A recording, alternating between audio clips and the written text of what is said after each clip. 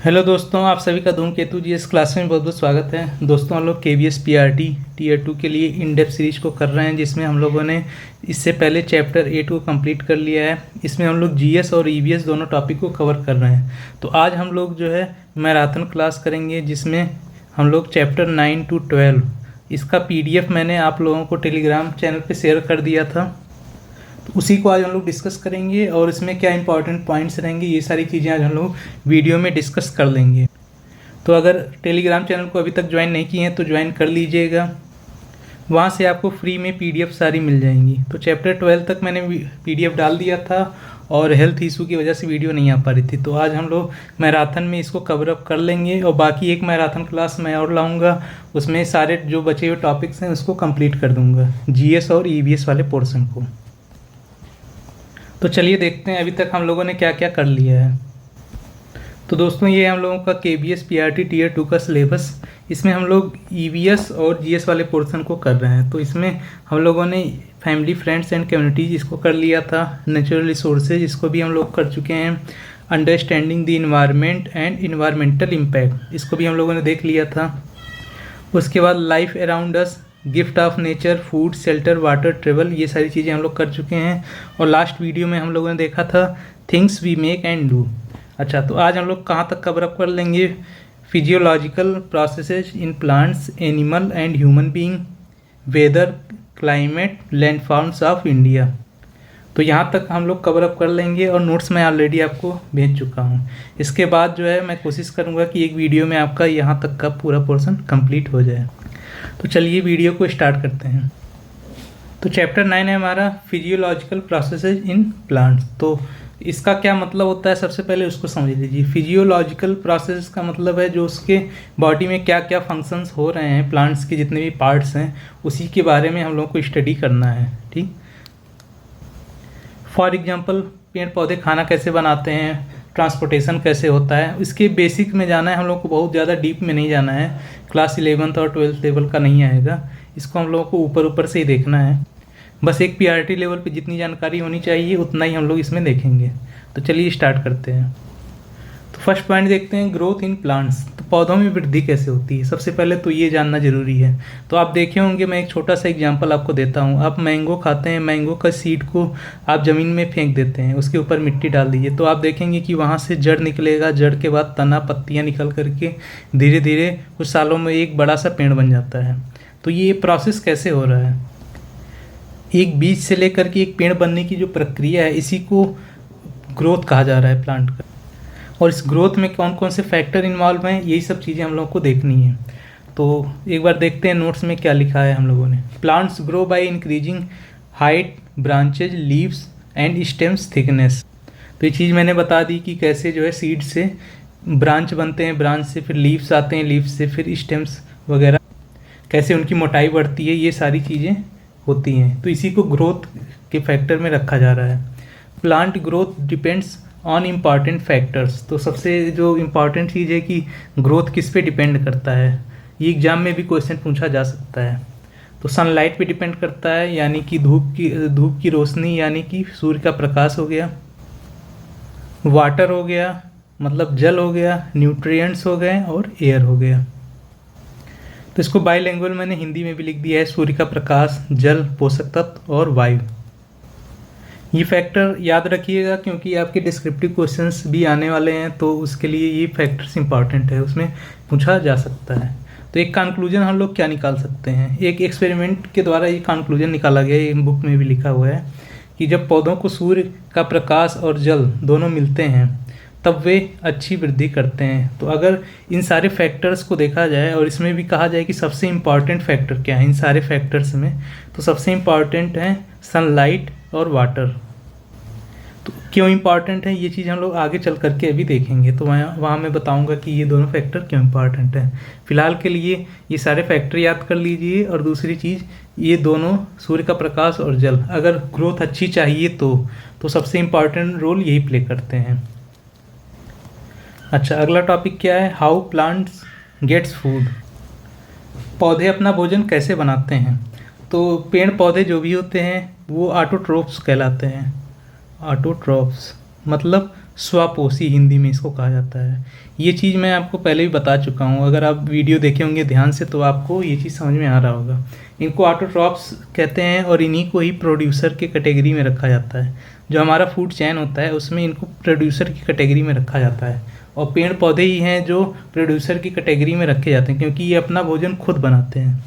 तो plants do not eat food like animals. तो पौधे जानवरों की तरह भोजन नहीं खाते हैं, वे अपना भोजन स्वयं बनाते हैं। They prepare their own food. अच्छा, खुद बनाते हैं, लेकिन कहाँ बनता है? तो लीव्स में बनता है, यानी पत्तियों में। पत्तियों को पौधों का भोजन का कारखाना कहा जाता है।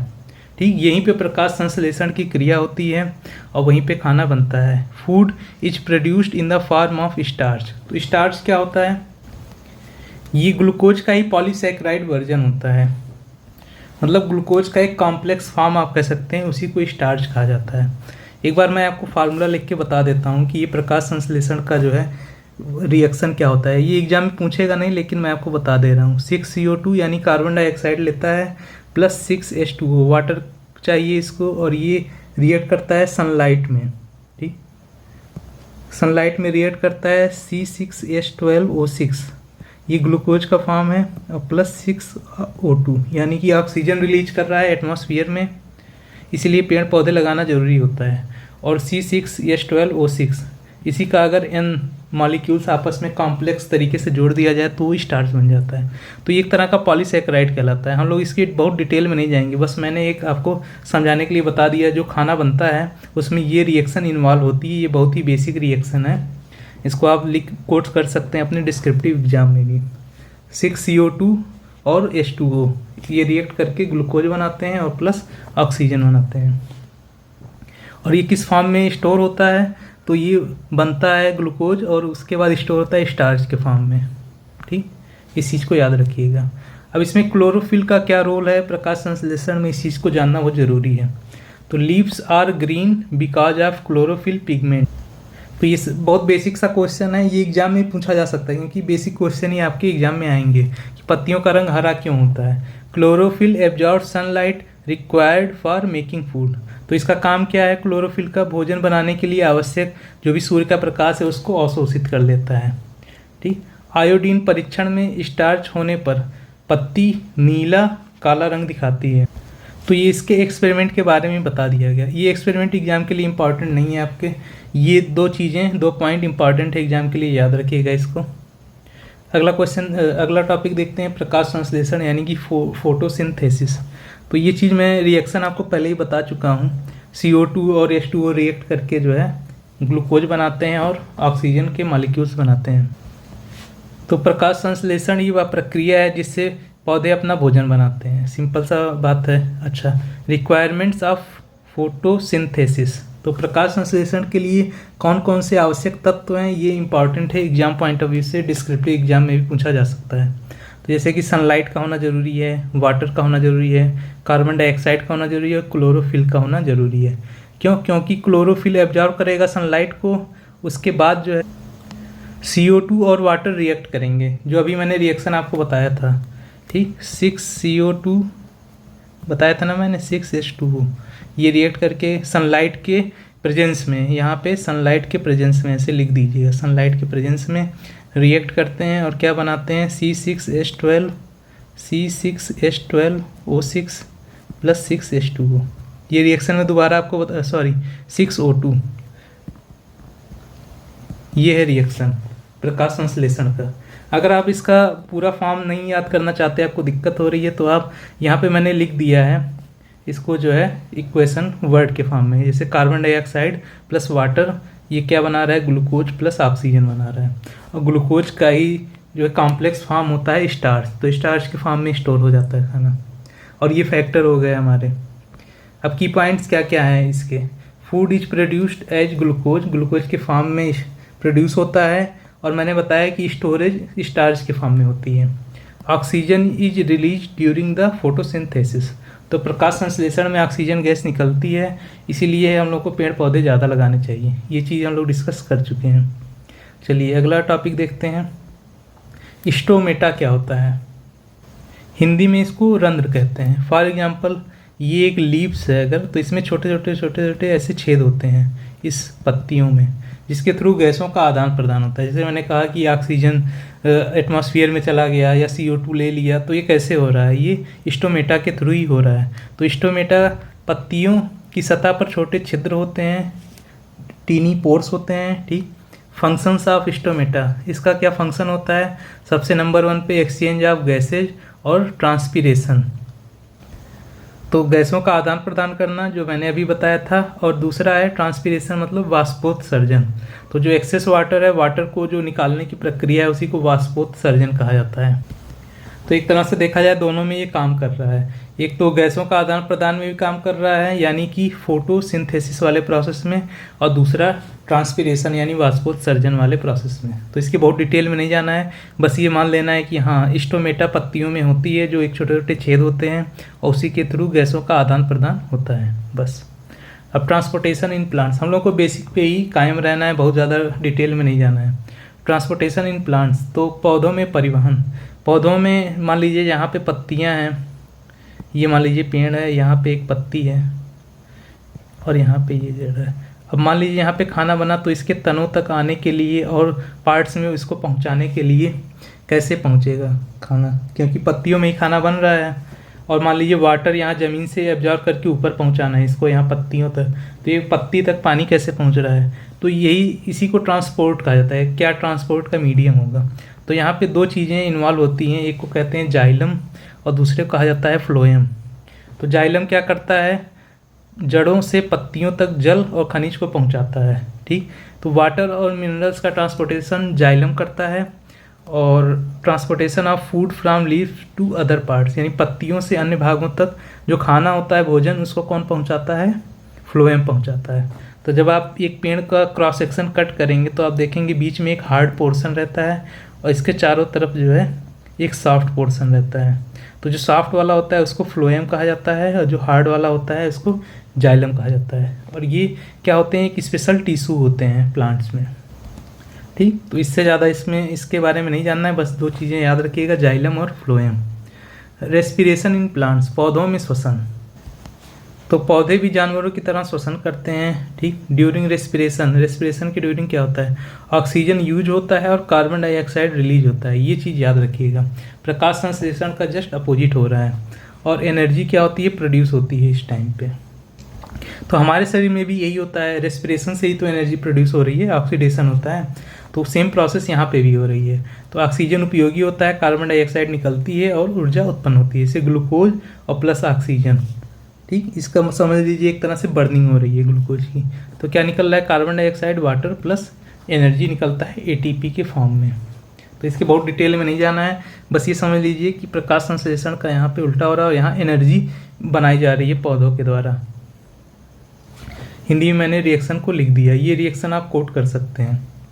तो एक साइंटिस्ट का नाम उसमें लिखा हुआ था बुक में, वही मैंने यहाँ पे कोट किया हुआ है। रुस्तम हॉर्मुसजी दस्तूर ने प्रकाश संश्लेषण तथा जल, तापमान और प्रकाश के प्रभाव का अध्ययन किया था। तो ये नाम याद रखिएगा। चलिए इंपॉर्टेंट पॉइंट्स देख लेते हैं, most important point teaching exam point of view से। सबसे पहले पत्तियाँ पौधों की भोजन निर्माण की इकाई हैं, इस पॉइंट को याद रखिएगा, क्योंकि पत्तियों में ही क्लोरोफिल होता है और वहीं पे प्रकाश संश्लेषण की क्रिया होती है, ठीक। प्रकाश संश्लेषण पौधों के हरे भागों में होता है, ये भी चीज़ हम लोग देख लिए थे। सनलाइट यानी सूर्य का प्रकाश, CO2, जल और क्लोरोफिल आवश्यक होते हैं फोटोसिंथेसिस में। जाइलम फ्लोएम, जाइलम जल का परिवहन और प्लस खनिज का परिवहन, ये भी याद रखिएगा, खनिज का ट्रांसपोर्टेशन। और फ्लोएम का क्या काम होता है, फूड ट्रांसपोर्टेशन। स्टोमेटा क्या हेल्प करता है, गैसों के एक्सचेंज में। ऑक्सीजन रिलीज होती है ड्यूरिंग फोटोसिंथेसिस, लेकिन यहाँ पे जो रेस्पिरेशन होता है पौधों में, उसमें CO2 निकलती है, तो इस चीज़ को याद रखिएगा। अब इम्पॉर्टेंट MCQ क्वेश्चन देख लेते हैं। पहला क्वेश्चन हमारा, which part of the plant is called the food factory. Food factory किसे कहा जा रहा है, लीव्स को कहा जा रहा है, ठीक। ऑप्शन सी इसका करेक्ट हो जाएगा। The process by which plants prepare their food is called. तो अभी मैंने बताया था कि प्रकाश संश्लेषण यानी कि फोटोसिंथेसिस, ऑप्शन बी इसका सही हो जाएगा, इसी के थ्रू खाना बन रहा है। Which gas is required for photosynthesis. तो प्रकाश संश्लेषण के लिए कौन सी गैस आवश्यक है, इसके लिए CO2 गैस आवश्यक होती है।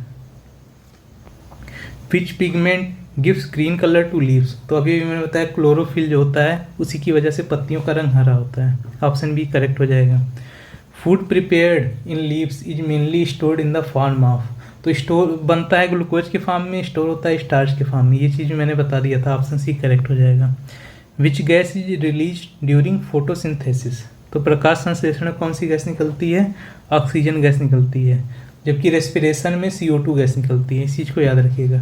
Tiny pores on leaves are called, पत्तियों पर उपस्थित छोटे छिद्र क्या कहलाते हैं? इसको स्टोमेटा कहलाता है। ऑप्शन बी करेक्ट हो जाएगा। स्टोमेटा हेल्प्स इन, ये किस में हेल्प करता है? तो अभी मैंने बताया था कि फोटोसिंथेसिस होता है और गैस एक्सचेंज, तो गैस एक्सचेंज में दोनों आ जाता है, वाटर वेपर्स का एक्सचेंज और CO2 और ऑक्सीजन का एक्सचेंज। तो गैस एक्सचेंज एक अच्छा टर्मिनोलॉजी है। ये अगर ओनली ना होता फोटोसिंथेसिस, इसमें भी काम आता है, तो ये तो सही है ही है। अगर इसके साथ में अगर ट्रांसपीरेशन देता, वाष्पोत्सर्जन देता, तब वो ऑप्शन दोनों करेक्ट हो जाते। लेकिन अभी के लिए अगर गैस एक्सचेंज लिख दे रहे हैं तो इसमें दोनों प्रोसेस आ गए, मैं यानी कि फोटोसिंथेसिस प्लस ट्रांसपीरेशन यानी वाष्पोत्सर्जन, दोनों इसमें इंक्लूड हो गए। तो ऑप्शन बी यहाँ पे करेक्ट होगा। Water and minerals are transportated through, तो जल और खनिज जाइलम के द्वारा। ऑप्शन बी करेक्ट हो जाएगा। Food prepared in leaves in is transportated through, तो जो पत्तियों में खाना बनता है वो किसके द्वारा पहुंचाया जाता है? फ्लोएम के द्वारा। अगला क्वेश्चन है which factor is not required for photosynthesis, तो कौन सा फैक्टर इंपॉर्टेंट नहीं है? तो आपको पता है ऑक्सीजन तो इसमें रिलीज होता है, तो उसका तो कोई रोल है नहीं उसको प्रोसेस को स्टार्ट करने में या करने में। ये तो एक बाई प्रोडक्ट इसका बनता है ग्लूकोज के साथ में। The primary site of photosynthesis is, तो जो प्राइमरी साइट होता है वो लीव्स होता है, लेकिन जो तने हरे होते हैं कभी कभी वहाँ पे भी होता है, तो उसको ही माना जाता है फोटोसिंथेसिस यहाँ पे भी होता है।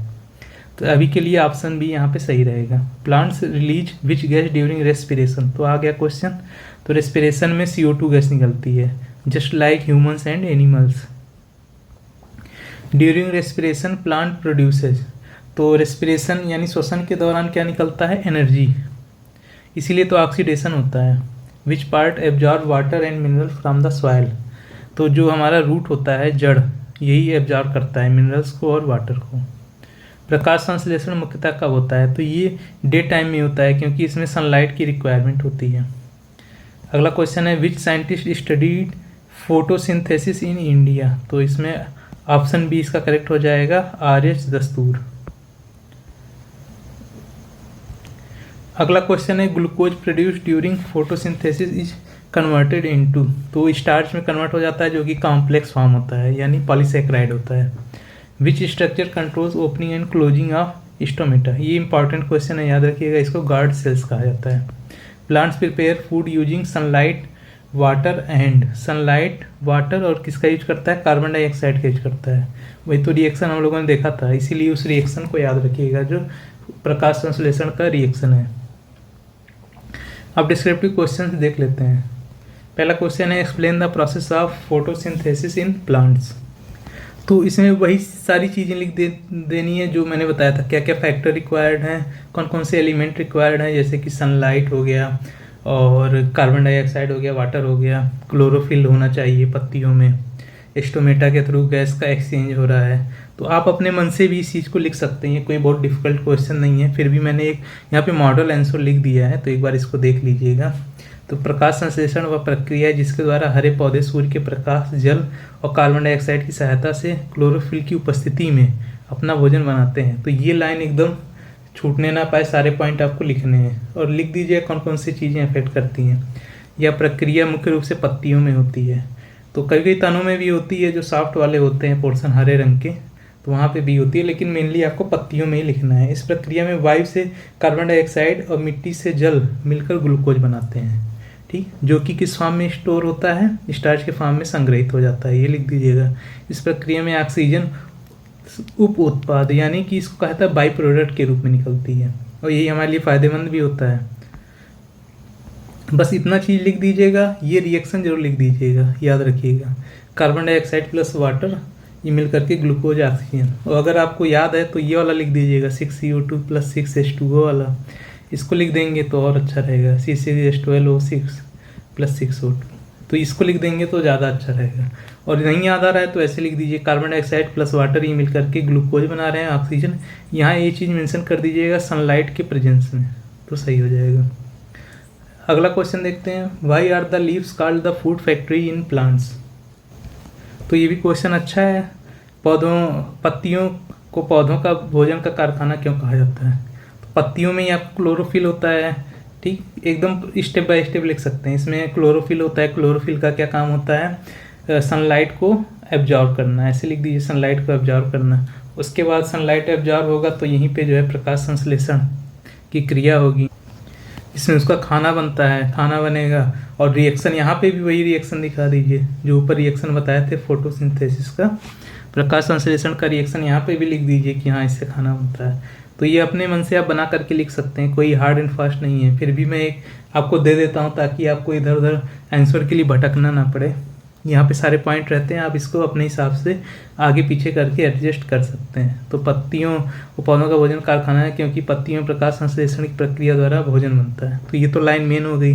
पत्तियों में ही क्लोरोफिल होता है जो प्रकाश सूर्य के प्रकाश को अवशोषित कर लेता है। सूर्य के प्रकाश कार्बन डाइऑक्साइड और जल की सहायता से ग्लूकोज बनाती हैं जो बाद में स्टार्च के रूप में संग्रहित होती हैं। इसीलिए पत्तियाँ भोजन निर्माण का मुख्य स्थान है। बस इतना लिख देंगे। डायग्राम बनाना चाहें तो उसको भी आप बना करके जो है कर सकते हैं। तो लगभग जो है आप अपना आंसर ये चीज़ याद रखिएगा कि लगभग 3/4 ऑफ A4 शीट लिख लीजिएगा। इतना लिख देंगे तो आपको नंबर लगभग मिल जाएगा। Describe the transport system in plant. तो मैंने बताया था 2 सिस्टम है, एक जाइलम है और एक फ्लोएम है। ये दोनों एक विशेष प्रकार के ऊतक यानी कि टिश्यूज हैं, ठीक। जाइलम का यूज होता है मिनरल और वाटर के ट्रांसपोर्टेशन में, ये हार्ड पोर्शन होता है। फ्लोएम का काम होता है कि जो पत्तियों में भोजन बना है उसके अदर पार्ट्स में पहुंचाना, ठीक। तो इस तरह से आप फ्लो चार्ट वगैरह बना करके भी अगर बनाएंगे तो आपको अच्छा नंबर मिल जाएगा। तो वही चीज़ यहाँ पे मैंने लिख दिया है। पौधों में जल खनिज और भोजन को विभिन्न भागों तक पहुँचाने के लिए परिवहन तंत्र होता है।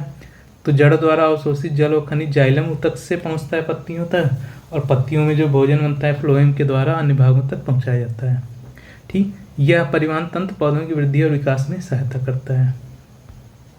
लास्ट क्वेश्चन देख लेते हैं, explain the respiration in plants. तो पौधों में श्वसन की प्रक्रिया को समझाइए।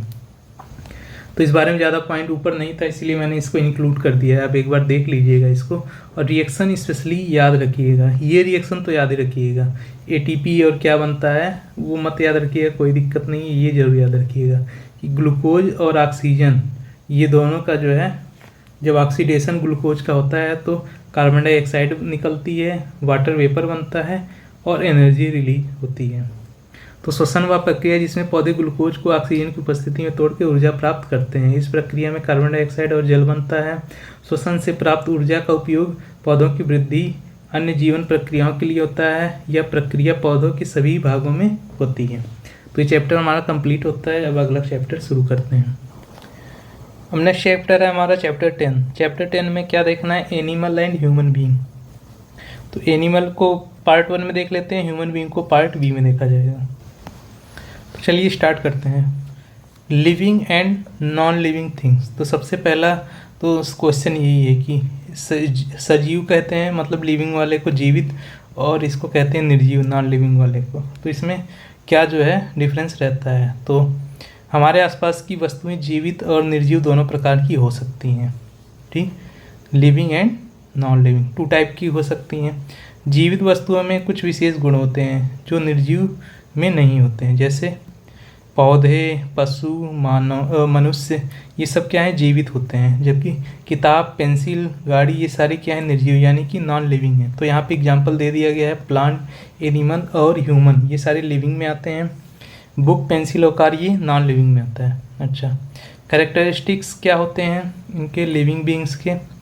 तो इनमें मूवमेंट होता है, ग्रोथ होता है, न्यूट्रिशन होता है मतलब फूड की ज़रूरत पड़ती है, रेस्पिरेशन ब्रीदिंग होती है, एक्सक्रीशन यानी रिमूवल ऑफ वेस्ट होता है, रिस्पॉन्स टू स्टिमुलाई और रिप्रोडक्शन एंड डेथ। इतनी चीज़ें क्या होती हैं एक सजीव की पहचान होती हैं, ठीक। गति, वृद्धि, पोषण, श्वसन, उत्सर्जन, उद्दीपन के प्रति प्रक्रिया, प्रजनन और मृत्यु, ये सारे फैक्टर्स मिलकर के एक लिविंग बीइंग को क्रिएट करते हैं। If any feature is absent तो उसको नॉन लिविंग कैटेगरी में रख दिया जाता है। ये सारे पॉइंट्स एनसीईआरटी के ही हैं। अच्छा, मूवमेंट इन प्लांट्स। तो प्लांट तो मूव नहीं करते हैं एक प्लेस से दूसरे जगह पे, but so movement, for example opening of flowers, touch me not fold leaves, ठीक, छुई मुई का जो पौधा होता है उसको छूने में मुड़ जाता है, फिर अपने आप से हो जाता है। क्लाइंबर्स, विंड अराउंड सपोर्ट, तो लताएं सहारे के चारों ओर लिपटना, ये सारे जो है मूवमेंट ऑफ प्लांट को शो करती हैं। तो ऐसा नहीं कि प्लांट्स को आप मूवमेंट नहीं है तो उसको निर्जीव वाले नॉन लिविंग कैटेगरी में रख देंगे, ठीक। अब देखते हैं जर्मिनेशन ऑफ सीड्स। तो ये पॉइंट आपके लिए बहुत ज़्यादा इंपॉर्टेंट नहीं है, मुझे अच्छा लगा तो मैंने लिख दिया, क्योंकि ये लास्ट जो चैप्टर था हमारा फिजियोलॉजिकल प्रोसेसेज इन प्लांट्स उससे रिलेटेड था, तो इसीलिए इम्पॉर्टेंट लगा तो मैंने इसको यहाँ पे रख दिया है। तो सीड के जर्मिनेशन के लिए या बीज के अंकुरण के लिए क्या आवश्यक शर्तें हैं? Air, suitable temperature, light, water soften seeds coat and helps embryo grow, air is needed for respiration, ठीक। तो इतनी चीज़ें रिक्वायर्ड हैं, पानी, वायु और उपयुक्त तापमान, ठीक। प्रकाश कुछ बीजों में आवश्यक होता है, कुछ में नहीं आवश्यक होता है। तो पानी का काम क्या होता है? बीजों को नरम करना। वायु का क्या काम होता है? श्वसन के लिए जरूरी होता है। और अंकुरण के बाद सूर्य का प्रकाश आवश्यक होता है। तो इतने फैक्टर्स इंपॉर्टेंट हैं, ये एक बार जरूर देख लीजिएगा, ये लास्ट चैप्टर से रिलेटेड है। Growth direction in plants. तो रूट जो ग्रो होता है वो डाउनवर्ड होता है, मतलब ग्रेविटी के साथ में, और सूट ग्रोज अपवर्ड, यानी जो तना होता है वो ऊपर की ओर बढ़ता है। सूट बेंड्स टुवर्ड्स सनलाइट, जो तना होता है वो प्रकाश की ओर मुड़ जाता है, क्योंकि उसको अधिक से अधिक भोजन बनाना होता है और उसमें पत्तियों का झुकाव उसी तरफ होना चाहिए सन की डायरेक्शन में। Life cycle of A plant. तो प्लांट की एक साइकिल क्या होती है? सीड के बाद जर्मिनेशन अंकुरण होता है, फिर सीडलिंग होती है यानी पौधा बनता है छोटा सा, फिर फ्लावर आते हैं, फ्रूट आते हैं, फिर सीड बन जाता है दोबारा, और ये साइकिल चलता रहता है। फिर से ये पौधों का साइकिल कहलाता है, ठीक। अब आ जाते हैं इधर एनिमल्स पे। Life cycle of mosquito. तो मॉस्क्यूटो का क्या लाइफ साइकिल होता है? इसके 4 स्टेजेज होते हैं। एग से बनता है, फिर लार्वा के बाद प्यूपा, फिर एडल्ट। तो ये याद रखिएगा, ये एग्जाम में पूछा जा सकता है। अंडा, लार्वा, प्यूपा और वयस्क, तो ये होते हैं लाइफ साइकिल ऑफ मॉस्क्यूटो। और रुका हुआ जो पानी होता है वो मच्छरों के लिए वृद्धि के लिए अनुकूल माना जाता है, तो ये पॉइंट भी इम्पॉर्टेंट है। अब देख लेते हैं लाइफ साइकिल ऑफ फ्रॉग, ठीक। तो इसमें क्या क्या स्टेजेज होती हैं? एग से बनता है टैडपोल से बनता है फ्रॉगलेट, उसके बाद एडल्ट फ्रॉग। तो ये 4 इसमें भी प्रोसेस होते हैं। टैडपोल पानी में रहता है और वयस्क जल थल दोनों में रह सकते हैं। तो ये इसका सबसे अच्छा एग्जाम्पल है, याद रखिएगा। अंडे के बाद टैडपोल बनता है और ये पानी में ही रहता है टैडपोल। फिर जो छोटा मेढक और वयस्क मेढक होते हैं, ये धीरे धीरे जो वयस्क मेढक होते हैं ये स्थल पे भी रह सकते हैं और पानी दोनों में रह सकते हैं, तो ये एम्फीबियन की कैटेगरी में आते हैं। तो ऐसे एनिमल्स को क्या कहा जाता है? एम्फीबियंस कहा जाता है, यानी कि उभयचर कहा जाता है। अच्छा, इसके क्या क्या इंपॉर्टेंट पॉइंट्स हैं उसको देख लेते हैं। तो जितने भी लिविंग बींग्स होते हैं उनको फूड, एयर और वाटर की रिक्वायरमेंट होती है। जर्मिनेशन जो सीड की होती है उसमें क्या क्या आवश्यक होता है? एयर और वाटर। रूट क्या होता है? डाउनवर्ड मूवमेंट करता है। सूट यानी कि तना अपवर्ड जाता है। Reproduction maintains continuity of life cycle shows growth and change. तो हिंदी में भी सारे पॉइंट लिखे हुए हैं, एक बार देख लीजिएगा इस चैप्टर के क्या क्या पॉइंट थे। पार्ट 2 में हम लोग देखेंगे ह्यूमन के बारे में डिटेल में। अब इससे जुड़ा हुआ क्वेश्चन देख लेते हैं। जैसे living things need food because, तो अपनी वृद्धि के लिए, यानी कि ऑप्शन बी यहाँ पे करेक्ट हो जाएगा, ग्रोथ के लिए फूड की आवश्यकता होती है। Which is a living thing, तो लिविंग थिंग क्या होगा यहाँ पे? आपका प्लांट लिविंग थिंग में आ जाएगा, ऑप्शन बी करेक्ट होगा। ये तो बहुत सिंपल क्वेश्चन है। Removal of waste water from body, तो इसको एक्सक्रीशन कहते हैं, यानी कि उत्सर्जन। अगला क्वेश्चन देखते हैं। Breathing is a part of, तो ब्रीदिंग किसका पार्ट होता है? रेस्पिरेशन का पार्ट होता है। Which is not a characteristics of living beings, तो इसमें जो नो चेंज है, कोई परिवर्तन ना होना, ये नॉन लिविंग जो थिंग्स होती हैं, निर्जीव वस्तुएं, उनका गुण होता है। ठीक, तो ऑप्शन डी करेक्ट हो जाएगा। सीड जर्मिनेशन नीड्स, तो बीज का जो अंकुरण है उसके लिए क्या क्या आवश्यकता है, तो ये चीज़ हम लोगों ने देखा था, सुटेबल टेम्परेचर, वाटर और एयर, ये 3 चीज़ें रहेंगी तभी होगा, तो ऑप्शन डी इसका करेक्ट हो जाएगा। रूट ग्रोज टूवर्ड्स, तो ये तो डाउनवर्ड मूवमेंट होता है रूट का, ऑप्शन ये भी सही हो जाएगा। सूट जो तना होता है ये बढ़ता है सनलाइट की तरफ, तो ऑप्शन इसका ए करेक्ट हो जाएगा। मैंने रीजन भी बताया था कि क्यों सनलाइट की तरफ ज़्यादा बढ़ेगा। टच मी नॉट प्लांट सोज, तो टच मी नॉट जो छुई हुई का पौधा होता है वो रिस्पॉन्स टू स्टिमुलस को रिप्रेजेंट करता है, ऑप्शन ए इसका करेक्ट हो जाएगा। Process of producing young ones is called reproduction, ये तो आपको पता ही है।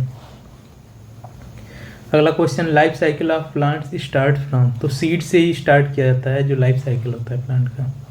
मॉस्किटो लाइफ है, मॉस्किटो के जीवन चक्र में कितने चरण होते हैं, ये बहुत इंपॉर्टेंट है, 4 चरण होते हैं, याद रखिएगा इसको, इसका नाम भी लिखने को आ सकता है। देखिए जैसे इस तरह से करेक्ट सीक्वेंस पूछ लेगा, तो एक बनता है, एक के बाद लार्वा बनेगा, लार्वा के बाद प्यूपा, फिर एडल्ट, तो ऑप्शन ए इसका करेक्ट हो जाएगा।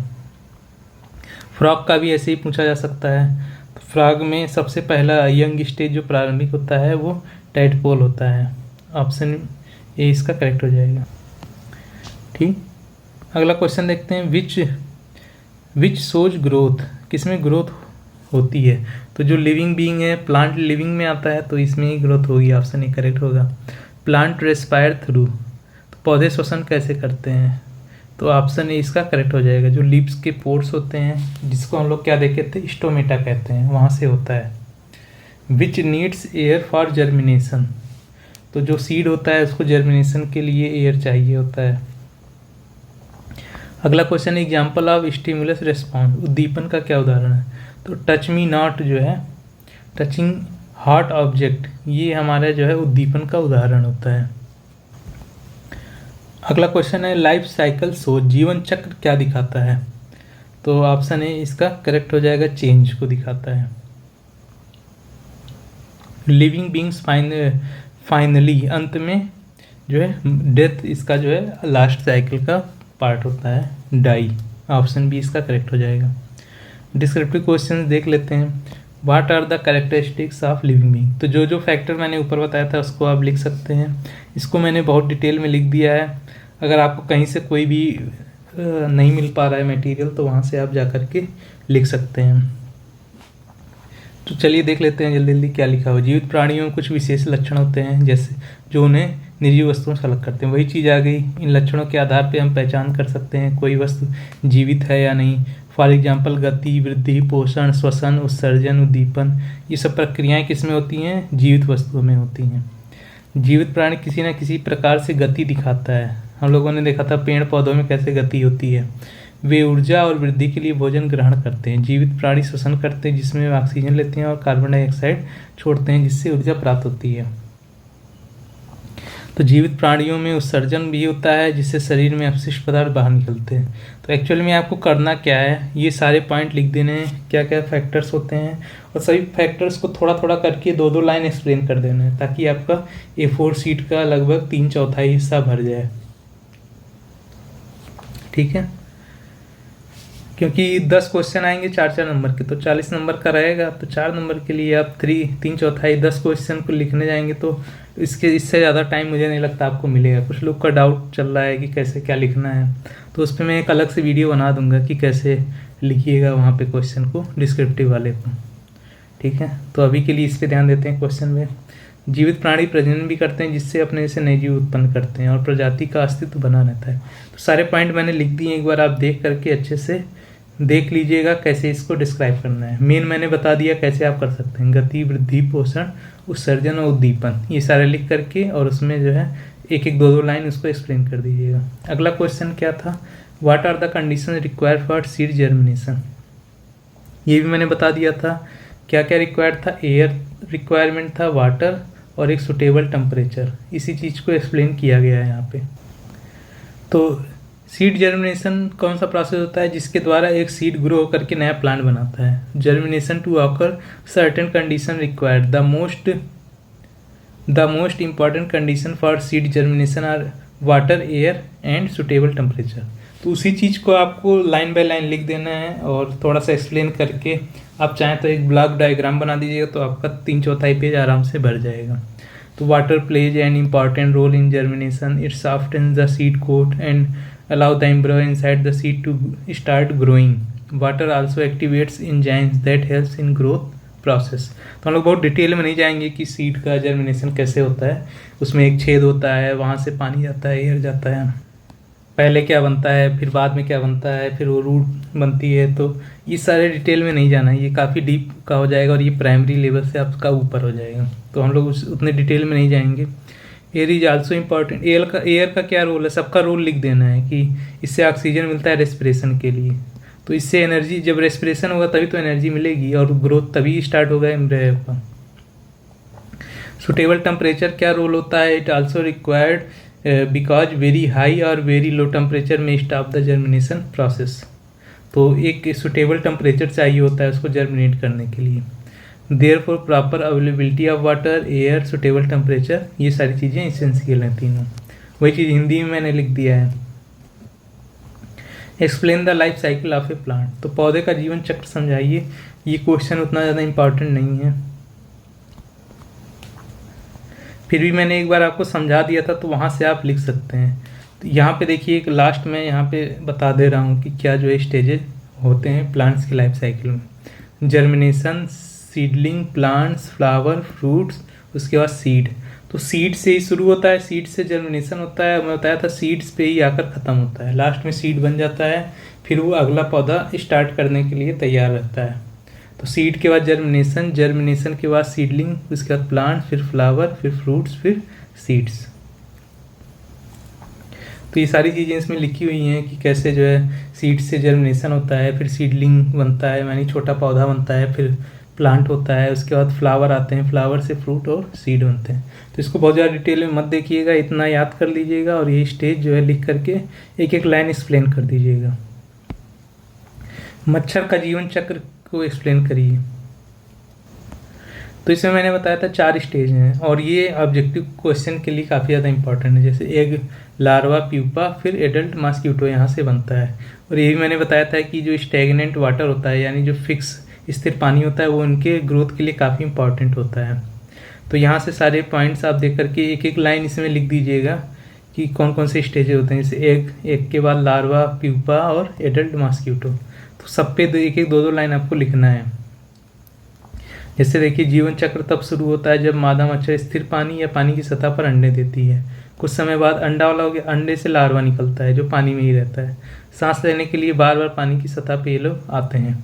इसके बाद लार्वा क्या होता है, प्यूपा अवस्था में रहता है। इस अवस्था में वह भोजन नहीं करता बल्कि धीरे धीरे अपने शरीर में परिवर्तन करता है। ठीक, फिर प्यूपा से वयस्क मच्छर बन जाता है जो पानी से बाहर निकलकर उड़ने लगता है। वयस्क मच्छर फिर से अंडे देते हैं और ये जीवन चक्र चलता रहता है। तो इसी तरह से आपको लिखना है, बहुत आसान है लिखना है, इसको कोई दिक्कत नहीं है। अगर आप वीडियो ध्यान से देख रहे हैं तो आप बिना पढ़े हुए भी लिख सकते हैं। Why are the plant considered living beings. तो ये भी क्वेश्चन इंपॉर्टेंट नहीं है, इसको ज़्यादा ध्यान मत दीजिएगा। हम लोग पार्ट 2 पे चलते हैं। ठीक, पार्ट 2 में हम लोग, मैं बताया था ह्यूमन बींग्स के बारे में थोड़ा सा हम लोग देखेंगे और डिटेल में। पार्ट 2 में देख लेते हैं क्या क्या है। Life processes. ठीक, तो व्हाट आर लाइफ प्रोसेसेस, जीवन की प्रक्रियाएं क्या हैं। तो जीवन प्रक्रियाएं वे मूल क्रियाएं हैं जो जीवित रहने के लिए आवश्यक होती हैं और इसमें क्या क्या चीज़ें आती हैं, जैसे पोषण, श्वसन, परिवहन और उत्सर्जन, ये सारी चीज़ें इन्वॉल्व हैं। जीवों को शरीर की संरचना बनाए रखने के लिए ऊर्जा की आवश्यकता होती है और उसी ऊर्जा को प्राप्त करने के लिए फूड पे हम निर्भर होते हैं। तो जितने भी ह्यूमन बींग्स होते हैं ये हमारे कंज्यूमर होते हैं और जो प्लांट्स होते हैं वो प्रोड्यूसर की कैटेगरी में आते हैं। तो इस चीज़ को याद रखिएगा। अच्छा, कैरेक्टरिस्टिक्स ऑफ लिविंग ऑर्गेनिजम्स। तो ये सारी चीज़ें हम लोग देख चुके हैं लास्ट वाले में भी। Growth, movement, respiration, nutrition, excretion और रिप्रोडक्शन। थोड़ा न्यूट्रिशन के बारे में जानते हैं। न्यूट्रिशन क्या होता है। Nutrition is the process of taking food and using it for energy and growth. तो पोषण व प्रक्रिया जिसमें भोजन लेकर के ऊर्जा और वृद्धि के लिए उसका उपयोग किया जाता है। ये कितने तरह के पोषण हो सकते हैं। तो दो तरह के होते हैं। मैंने बताया था कि ऑटोट्रॉफ्स होते हैं, एक हेटेरोट्रॉफ्स होते हैं। तो जितने भी पेड़ पौधे होते हैं वो ऑटोट्रॉफ्स होते हैं। तो ऐसे ऑर्गेनिजम्स जो अपना खाना खुद बनाते हैं, जीव अपना भोजन खुद बनाते हैं और पौधे प्रकाश संश्लेषण करते हैं। तो इसीलिए पौधों को मैंने बताया था कि इनको स्वपोषी कहा जाता है या ऑटोट्रॉफ्स कहा जाता है, और यही प्रोड्यूसर भी होते हैं। ये भी मैंने बताया था कि पेड़ पौधे जो भी होते हैं ये सब प्रोड्यूसर की कैटेगरी में आते हैं। तो इन्हीं को ऑटोट्रॉफ्स कहा जाता है। तो एक बार फिर से आपका रिवीजन हो गया है। फोटोसिंथेसिस के लिए क्या क्या रिक्वायरमेंट है, सनलाइट, क्लोरोफिल, कार्बन डाइऑक्साइड और वाटर, ये सारे फैक्टर हम लोग देख चुके हैं। हेटेरोट्रॉफ्स यानी कि परपोषी, ये क्या होते हैं, ऐसे जीव दूसरों पर निर्भर होते हैं अपने खाने के लिए। एग्जाम्पल देख लीजिए, ह्यूमन, एनिमल्स और फंगस। तो ये सारी चीज़ें जो है अलग उस पर डिपेंड करती हैं। अब हेटेरोट्रॉफिक्स में भी कैटेगरी रखी गई है। इसमें फर्स्ट वन है होलोजोइक, सेकंड वन है सेप्रोफिटिक और पैरासिटिक है थर्ड वाला। तो इतना डिटेल में नहीं आपको जानना है, ये वाला चीज़ याद रखिएगा जो मैंने अभी बताया ऑटोट्रॉफ्स और हेटेरोट्रॉफ्स के बारे में। अब देखते हैं न्यूट्रिशन इन ह्यूमन बींग्स। ठीक है, मनुष्यों में पोषण कैसे होता है। तो डाइजेस्टिव सिस्टम पार्ट्स क्या क्या होते हैं, ये हम लोगों को मेन चीज़ें याद रखनी है। जैसे माउथ में क्या होता है, चेविंग होता है, इसमें सलाइवा मिक्स होता है। ओएसोफेगस में क्या होता है, इसको ग्रास नली कहते हैं, इसमें फूड पाइप लगी हुई होती है, फूड पाइप इसी में आता है। स्टमक में क्या होता है, डाइजेशन वाला पार्ट होता है। स्मॉल इंस्टेंटाइन में एब्जॉर्प्शन होता है। लार्ज इंस्टेंटाइन में वाटर का जो एब्जॉर्प्शन होता है वो बड़ी आंत में होता है। ठीक, और लास्ट में एनएस के थ्रू रिमूवल ऑफ वेस्ट होता है। तो ये सारी चीज़ें हैं, मुख से चबाना, लार, ग्रास नली, आमाशय, छोटी आंत, बड़ी आंत, फिर गुदा। तो इतनी चीज़ें जो है मिल करके एक फूड का जो साइकिल होता है खाने से लेकर के बाहर निकलने तक का, ये इतने मेन पार्ट हमारे इन्वॉल्व होते हैं। और भी पार्ट होते हैं लेकिन प्राइमरी लेवल पे बस इतना ही हमें याद रखना है। कुछ चीज़ें याद रख ली, इससे लार में एमाइलेज होता है। ठीक, ये एक तरह का एंजाइम है, पित्त वसा को पचाता है। जो बाइल होता है, बाइल जूस, ये क्या करता है, फैट का डाइजेशन करता है। और जो छोटी आंत होती है उसमें ऐसे रोए होते हैं छोटे छोटे। ठीक, आंत के अंदर रोए होते हैं, ये क्या करते हैं, एब्जॉर्प्शन को बढ़ाते हैं, एरिया को इंक्रीज करके। तो इसी को विली भी कहा जाता है। ठीक, तो विली क्या करते हैं, अवशोषण को बढ़ाते हैं। तो ये सारे फैक्ट हो गए। रेस्पिरेशन के बारे में बेसिक हम लोग को जानकारी रखनी है बस। अगर आप पढ़ने जाएंगे तो ये सारे जो है कई चैप्टर में चलेगा, डाइजेशन, रेस्पिरेशन, लेकिन हम लोग को उतना डिटेल में नहीं जानना है। बस एक बेसिक इन्फॉर्मेशन लेना है एक प्राइमरी लेवल के स्टूडेंट के लिए। ठीक, तो श्वसन में क्या होता है, respiration releases energy from food. तो श्वसन होता है, उसी से हमें एनर्जी मिलती है। जब खाने का ऑक्सीडेशन होता है तो वहाँ से हमको एनर्जी मिलती है। कितने तरह का रेस्पिरेशन होता है, एरोबिक और एनाएरोबिक रेस्पिरेशन होता है। एरोबिक का मतलब होता है जिसमें ऑक्सीजन रिक्वायर्ड होता है, इसमें ज़्यादा एनर्जी निकलती है। जो विदाउट ऑक्सीजन के होता है उसमें कम एनर्जी निकलती है। हिंदी में भी लिख दिया है एरोबिक और एनएरोबिक। इसको हिंदी में ऐसे भी लिख सकते हैं, ऑक्सी श्वसन और अनाक्सी श्वसन। ऑक्सी मतलब जिसमें ऑक्सीजन इन्वॉल्व होता है, और अनाक्सी मतलब जिसमें ऑक्सीजन इन्वॉल्व नहीं होता है। तो ऐसे हिंदी में ऐसे भी लिख सकते हैं। ठीक, एनर्जी किस रूप में स्टोर होती है, तो एटीपी के रूप में संग्रहित होती है एनर्जी। ह्यूमन रेस्पिरेटरी सिस्टम, तो इसमें क्या क्या चीज़ें आती है, जैसे नोज आ गया, फिर ट्रैकिया आ गया, लंग्स आ गया, एल्वियोलाई हो गया। तो नोज से हम लोग सांस को अंदर भरते हैं, उसके बाद ये ट्रैकिया के थ्रू जो है लंग्स तक पहुंचता है, और लंग्स के अंदर जो है एल्वियोलाई होते हैं, जहाँ पे गैसेस का एक्सचेंज होता है। ठीक, एल्वियोलाई क्या होता है, जैसे हम लोग स्टोमेटा पढ़े थे पत्तियों में, पेड़ पौधों में जो स्टोमेटा का काम है, बस वही समझ लीजिए एल्वियोलाई का काम होता है, मतलब गैसेस का एक्सचेंज करना। तो जो भी आया है ऑक्सीजन ले लिए, उसके बाद जो कार्बन डाइऑक्साइड वापस आ रहा है उसको जो है वापस यहाँ से एक्सक्रीट हो जाता है नोज के थ्रू ही। ठीक, तो एल्वियोलाई का काम क्या है, इनक्रीज सरफेस एरिया और हीमोग्लोबिन कैरीज ऑक्सीजन। तो यहाँ से जो रेस्पिरेशन से हमारे जो ऑक्सीजन मिलता है वो ऑक्सीजन ब्लड के हीमोग्लोबिन से अटैच होकर के पूरे बॉडी में सर्कुलेट होता है। ठीक, तो बहुत ज़्यादा डिटेल में नहीं जानना है, बस ये जाने रहिए जो मेन पॉइंट मैं बता रहा हूँ।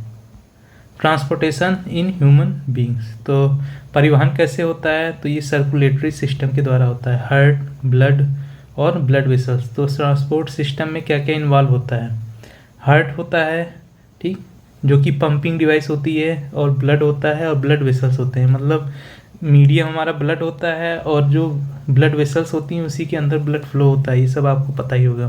तो जो blood types of blood vessels जो होती हैं वो 3 तरह की होती हैं, आर्टरी, वेन और कैपिलरी, यानी धमनी, सिरा और केशिका।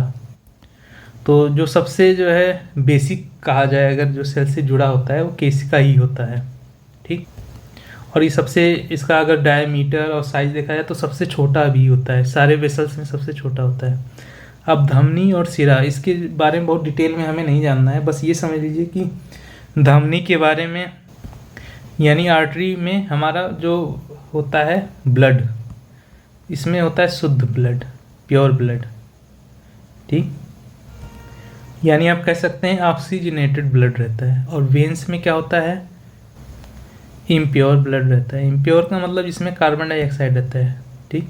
कार्बन डाइऑक्साइड जो कैरी करके वापस ला रहा होता है। तो आर्टरी क्या करता है, ऑक्सीजन सारे पार्ट में पहुंचाता है। और वेन्स क्या होता है, जो रिटर्निंग ब्लड होता है हमारा, जो रिटर्न होकर के आ रहा है वो हमारे वेन्स के थ्रू आता है। अब इसमें भी एक्सेप्शन है कि artery, pulmonary artery, pulmonary veins, तो इसमें कौन सा शुद्ध ब्लड है, अशुद्ध है। तो इतना ज़्यादा मुझे नहीं लगता बहुत डिटेल में इसमें पढ़ने की बहुत ज़्यादा ज़रूरत है, क्योंकि ऐसा सिलेबस में मेंशन नहीं किया गया है कि सर्कुलेटरी सिस्टम के बारे में पूरा बताया जाए।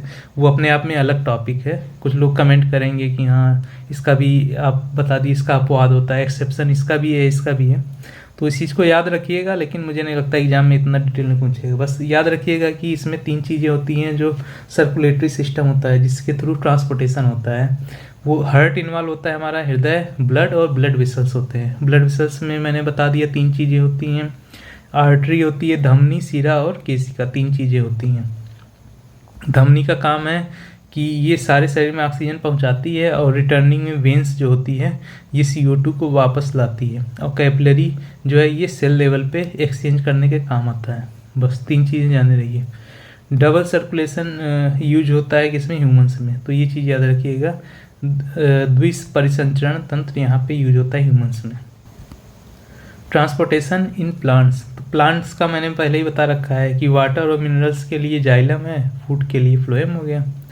Transpiration helps in movement of water, तो जो वाष्पोत्सर्जन होता है उसी के थ्रू जो है वाटर का मूवमेंट होता है, मतलब ऊपर चढ़ता है पानी पेड़ पौधों में। तो ट्रांसपिरेशन होता है, उसी के थ्रू जो है वाटर का मूवमेंट होता है। और वाटर का मूवमेंट आपको पता है जाइलम के अंदर ही होता है, इस चीज़ को याद रखिएगा। नेक्स्ट है एक्सक्रीशन, यानी उत्सर्जन। तो एक्सक्रीशन में क्या होता है, रिमूवल ऑफ वेस्ट। तो खाना जितना यूज हो सकता था एनर्जी ले लिया गया, अब बाकी का जो वेस्ट है उसको क्या किया, बाहर निकालना है उसको। तो उसी में हमारा एक्सक्रीशन सिस्टम यूज होता है। तो एक्सक्रीशन में आता है किडनी, यूरेटर, यूरिनरी ब्लैडर और यूरेथ्रा। तो इतनी चीज़ें ह्यूमन में इन्वॉल्व होती हैं, ठीक। और इतना ही हमें जानना है, बहुत डिटेल में नहीं जानना है। गुर्दा हो गया मूत्रवाहिनी, मूत्राशय और मूत्रनाल, तो इससे होते हुए हमारा एक्सक्रीशन हो जाता है। अब इसमें जो हमारा किडनी होता है, किडनी में जो बेसिक फंक्शनल यूनिट होती है उसको नेफ्रॉन कहा जाता है। तो इस चीज़ को याद रखिएगा, हो सकता है एग्जाम में पूछ लें। तो प्लांट रिमूव्स वेस्ट्स, तो जो पेड़ पौधे होते हैं वो लोग अपना वेस्ट कैसे रिमूव करते हैं, ये भी क्वेश्चन बन सकता है। तो पत्ते को गिराते हैं गोंद के रूप में, आप देखे होंगे पौधों का जो बाहरी परत होता है उसमें से गोंद की तरह जो है चिपचिपा पदार्थ से गिरता रहता है, तो वो भी एक तरह का एक्सक्रीशन का ही पार्ट हो गया। रेजिन हो गया, वाष्पोत्सर्जन हो गया, ये सारे जो है एक्सक्रीशन के ही पार्ट हैं पेड़ पौधों में, ठीक। तो इम्पॉर्टेंट पॉइंट क्या क्या है इसको मैंने यहाँ पे एक जगह समराइज कर दिया है, ठीक। लाइफ प्रोसेस का जो डेफिनीशन है, फोटोसिंथेसिस का स्टेप्स, ये हम लोग पहले देख चुके हैं। डाइजेस्टिव सिस्टम में कौन कौन से पार्ट इन्वॉल्व हैं इसको थोड़ा सा देख लीजिएगा। रेस्पिरेटरी का भी याद रख लीजिएगा। आप चाहें तो हार्ट का डायग्राम बना सकते हैं। जाइलम फ्लोएम के बारे में मैंने बता ही दिया था। नेफ्रॉन बेसिक यूनिट होता है किडनी का, ठीक। डबल सर्कुलेशन होता है ह्यूमंस में। ATP एडेनोसिन ट्राइफॉस्फेट इसका फुल फॉर्म होता है, तो देख लीजिएगा, मुझे तो नहीं लगता वो ज़्यादा इंपॉर्टेंट है इसका फुल फॉर्म। ऑटोट्रॉपिक और हेटेरोट्रॉपिक में क्या डिफरेंस है, ये हो गया। तो इतनी सारी चीज़ें इंपॉर्टेंट हैं एग्जाम पॉइंट ऑफ व्यू से, देख लीजिएगा। बाकी मैं क्वेश्चन इसके करा देता हूँ। तो पहला क्वेश्चन है, जीवन प्रक्रियाएं आवश्यक हैं किसके लिए, तो मेंटेनेंस ऑफ द लाइफ, तो जीवन को बनाए रखने के लिए प्रक्रियाएं जरूरी हैं जितने सारे फंक्शंस हो रहे हैं। Which of the following is a life process, तो जितने प्रोसेस मैंने बताया था, रेस्पिरेशन हो गया, एक्सक्रीशन हो गया, ये सारी चीज़ें किस में आ रही थी, लाइफ प्रोसेसेस में आ रही थी। तो यहाँ ऑप्शन ए करेक्ट हो जाएगा। रनिंग, टॉकिंग, प्लेइंग, ये सारे ऑप्शन सही नहीं है। The process of taking food is called, तो इसको खाने की प्रक्रिया को क्या कहता है, न्यूट्रिशन यानी कि पोषण कहा जाता है। ऑटोट्रॉफिक न्यूट्रिशन ऑकर, स्वपोषी जो होता है वो केवल प्लांट्स में होता है, ये मैंने पहले ही आपको बताया था। ऑप्शन बी इसका करेक्ट हो जाएगा। फोटोसिंथेसिस जो होता है प्रकाश संश्लेषण, ये आवश्यक होता है, इसके लिए सनलाइट, क्लोरोफिल, वाटर, ये क्वेश्चन मैं पहले ही करा चुका हूँ। ऑप्शन डी करेक्ट होगा। अगला क्वेश्चन है हेटेरोट्रॉप्स डिपेंड्स ऑन, परपोषी जो होते हैं वो किस पे निर्भर करते हैं, तो ऑप्शन बी इसका करेक्ट हो जाएगा। अदर ऑर्गेनिजम्स, अन्य जीवों पर निर्भर करते हैं। डाइजेशन स्टार्ट्स इन, पाचन कहाँ से शुरू होता है, तो माउथ से ही शुरू होता है, इसीलिए मैं कहा था ये सीक्वेंस याद रखिएगा। ठीक। सलाइवा कंटेंट्स, सलाइवा में कौन सा एंजाइम होता है, तो एमाइलेज, ये मैं पहले ही बता दिया था। अगला क्वेश्चन है the longest part of alimentary canal, पाचन तंत्र का सबसे लंबा पार्ट होता है स्मॉल इंटेस्टाइन यानी कि छोटी आंत्र।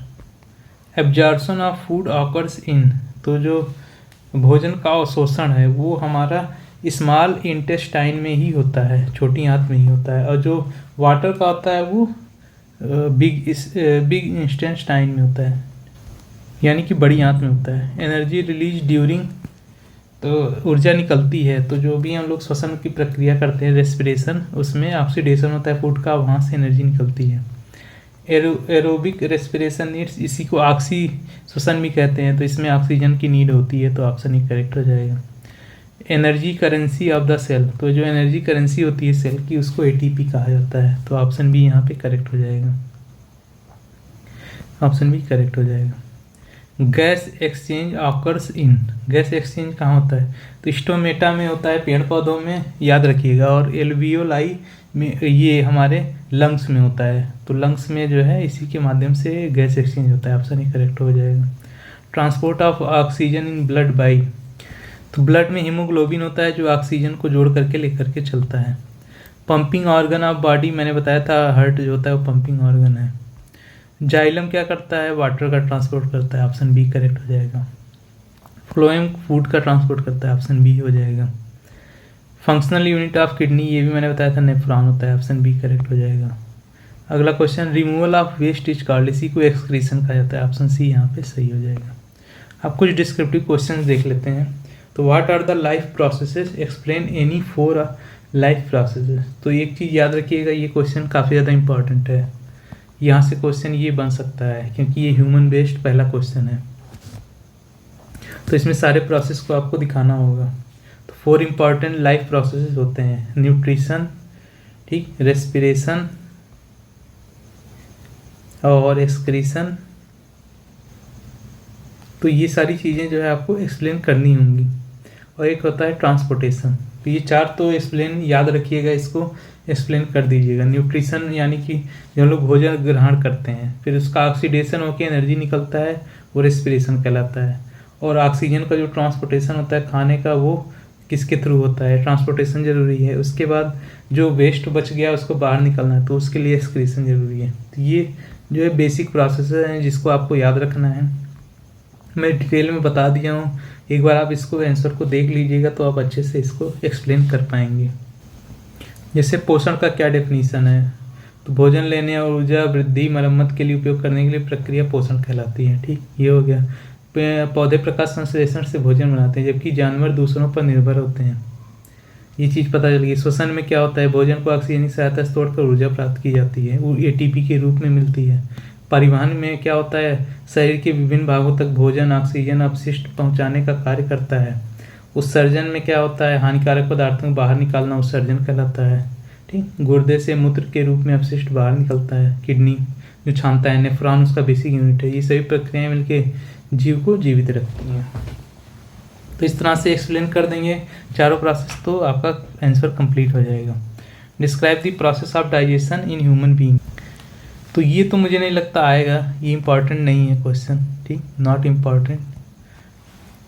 लेकिन एक बार जो मैं जितना मैंने बताया है वो वीडियो को ध्यान से देख लीजिएगा, वहाँ से आपको जो है समझ में आ जाएगा। क्योंकि जो यहाँ पे पाचन तंत्र होता है, इसका अगर आप एक्सप्लेन करने जाएंगे तो ये बहुत लंबा क्वेश्चन बन जाएगा, 2-3 पन्ने में लिखेंगे तब भी नहीं खत्म होगा। ठीक, तो हाँ, इतना डिटेल में नहीं जानना है, लेकिन कौन कौन से पार्ट इन्वॉल्व हैं ये जरूर याद रखिएगा।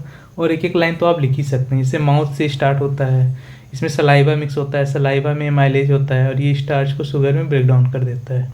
ठीक, ओसियोफेगस, ठीक, ग्रास नली जिसको कहा जाता है, फूड पास करता है इस फूड पाइप से और उसके बाद कहाँ जाता है, स्टमक में जाता है। स्टमक का काम क्या होता है, गैस्ट्रिक जूस मिक्स करना है, hydrochloric acid kills germs and pepsin digest protein. तो स्टमक का फंक्शन भी आपको पढ़ना ही पड़ेगा पूरा, फिर सारे एंजाइम्स याद रखिए। तो इसीलिए थोड़ा सा वैसा हो जाता है, लेंदी हो जाता है। बाकी जो स्मॉल इंटेस्टाइन हो गया और लार्ज इंटेस्टाइन हो गया, तो दोनों आंतों का फंक्शन लिख सकते हैं कि वाटर नीचे वाले में ऑब्जॉर्व होता है, खाना ऊपर वाले में ऑब्जॉर्व होता है, विली जो होता है, विली ये होता है फूड को ऑब्जॉर्व करने के लिए। ठीक, तो इतना चीज़ें लिख देंगे तो आपका आंसर मान लिया जाएगा, अगर एंजाइम मेंशन नहीं करते हैं तो भी। Explain transportation in human being, तो ट्रांसपोर्टेशन को एक्सप्लेन करना रहता है, जब ये भी मैंने बताया था। इसमें कौन कौन से पार्ट होते हैं, हार्ट होता है, ब्लड होता है, ठीक, और ब्लड के वेसल्स होते हैं जिसमें तीनों को आप मेंशन कर दीजिएगा, आर्टरीज, वेन्स और कैपिलरीज। ठीक, तो ब्लड क्या क्या ट्रांसपोर्ट करता है ये जानना जरूरी है, इसको ध्यान से पढ़ लीजिए। Blood transport oxygen, food, hormones and waste material, तो इस चीज़ को याद रखिएगा। इतना चीज़ लिख देंगे तो आपका काम बन जाएगा। तो ब्लड में इतनी चीज़ें ट्रांसपोर्ट होती हैं, ऐसा मत याद रखिएगा बस खाली ऑक्सीजन और कार्बन डाइऑक्साइड ही ट्रांसपोर्ट होती हैं। ठीक, हम लोग डिटेल में नहीं गए, नहीं तो अभी आप देखते ही कैसे जो है किडनी में कैसे ब्लड का फिल्ट्रेशन होता है, वहाँ से जो है यूरिन का निर्माण होता है ब्लड के थ्रू। तो आरबीसी जो होता है ऑक्सीजन कैरी करता है, डब्ल्यूबीसी का काम होता है फाइट जंग।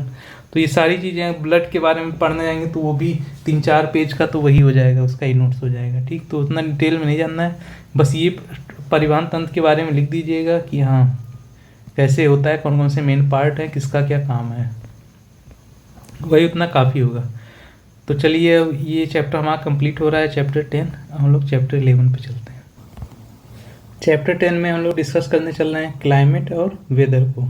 तो ये इम्पॉर्टेंट है और यहाँ समझ लीजिए कि ये ज्योग्राफी का पोर्शन है एक तरह से, लेकिन ये ईवीएस से भी जुड़ा हुआ है। अगर आप देखने जाएंगे तो ईवीएस में उतना ज़्यादा नहीं मिलेगा आपको।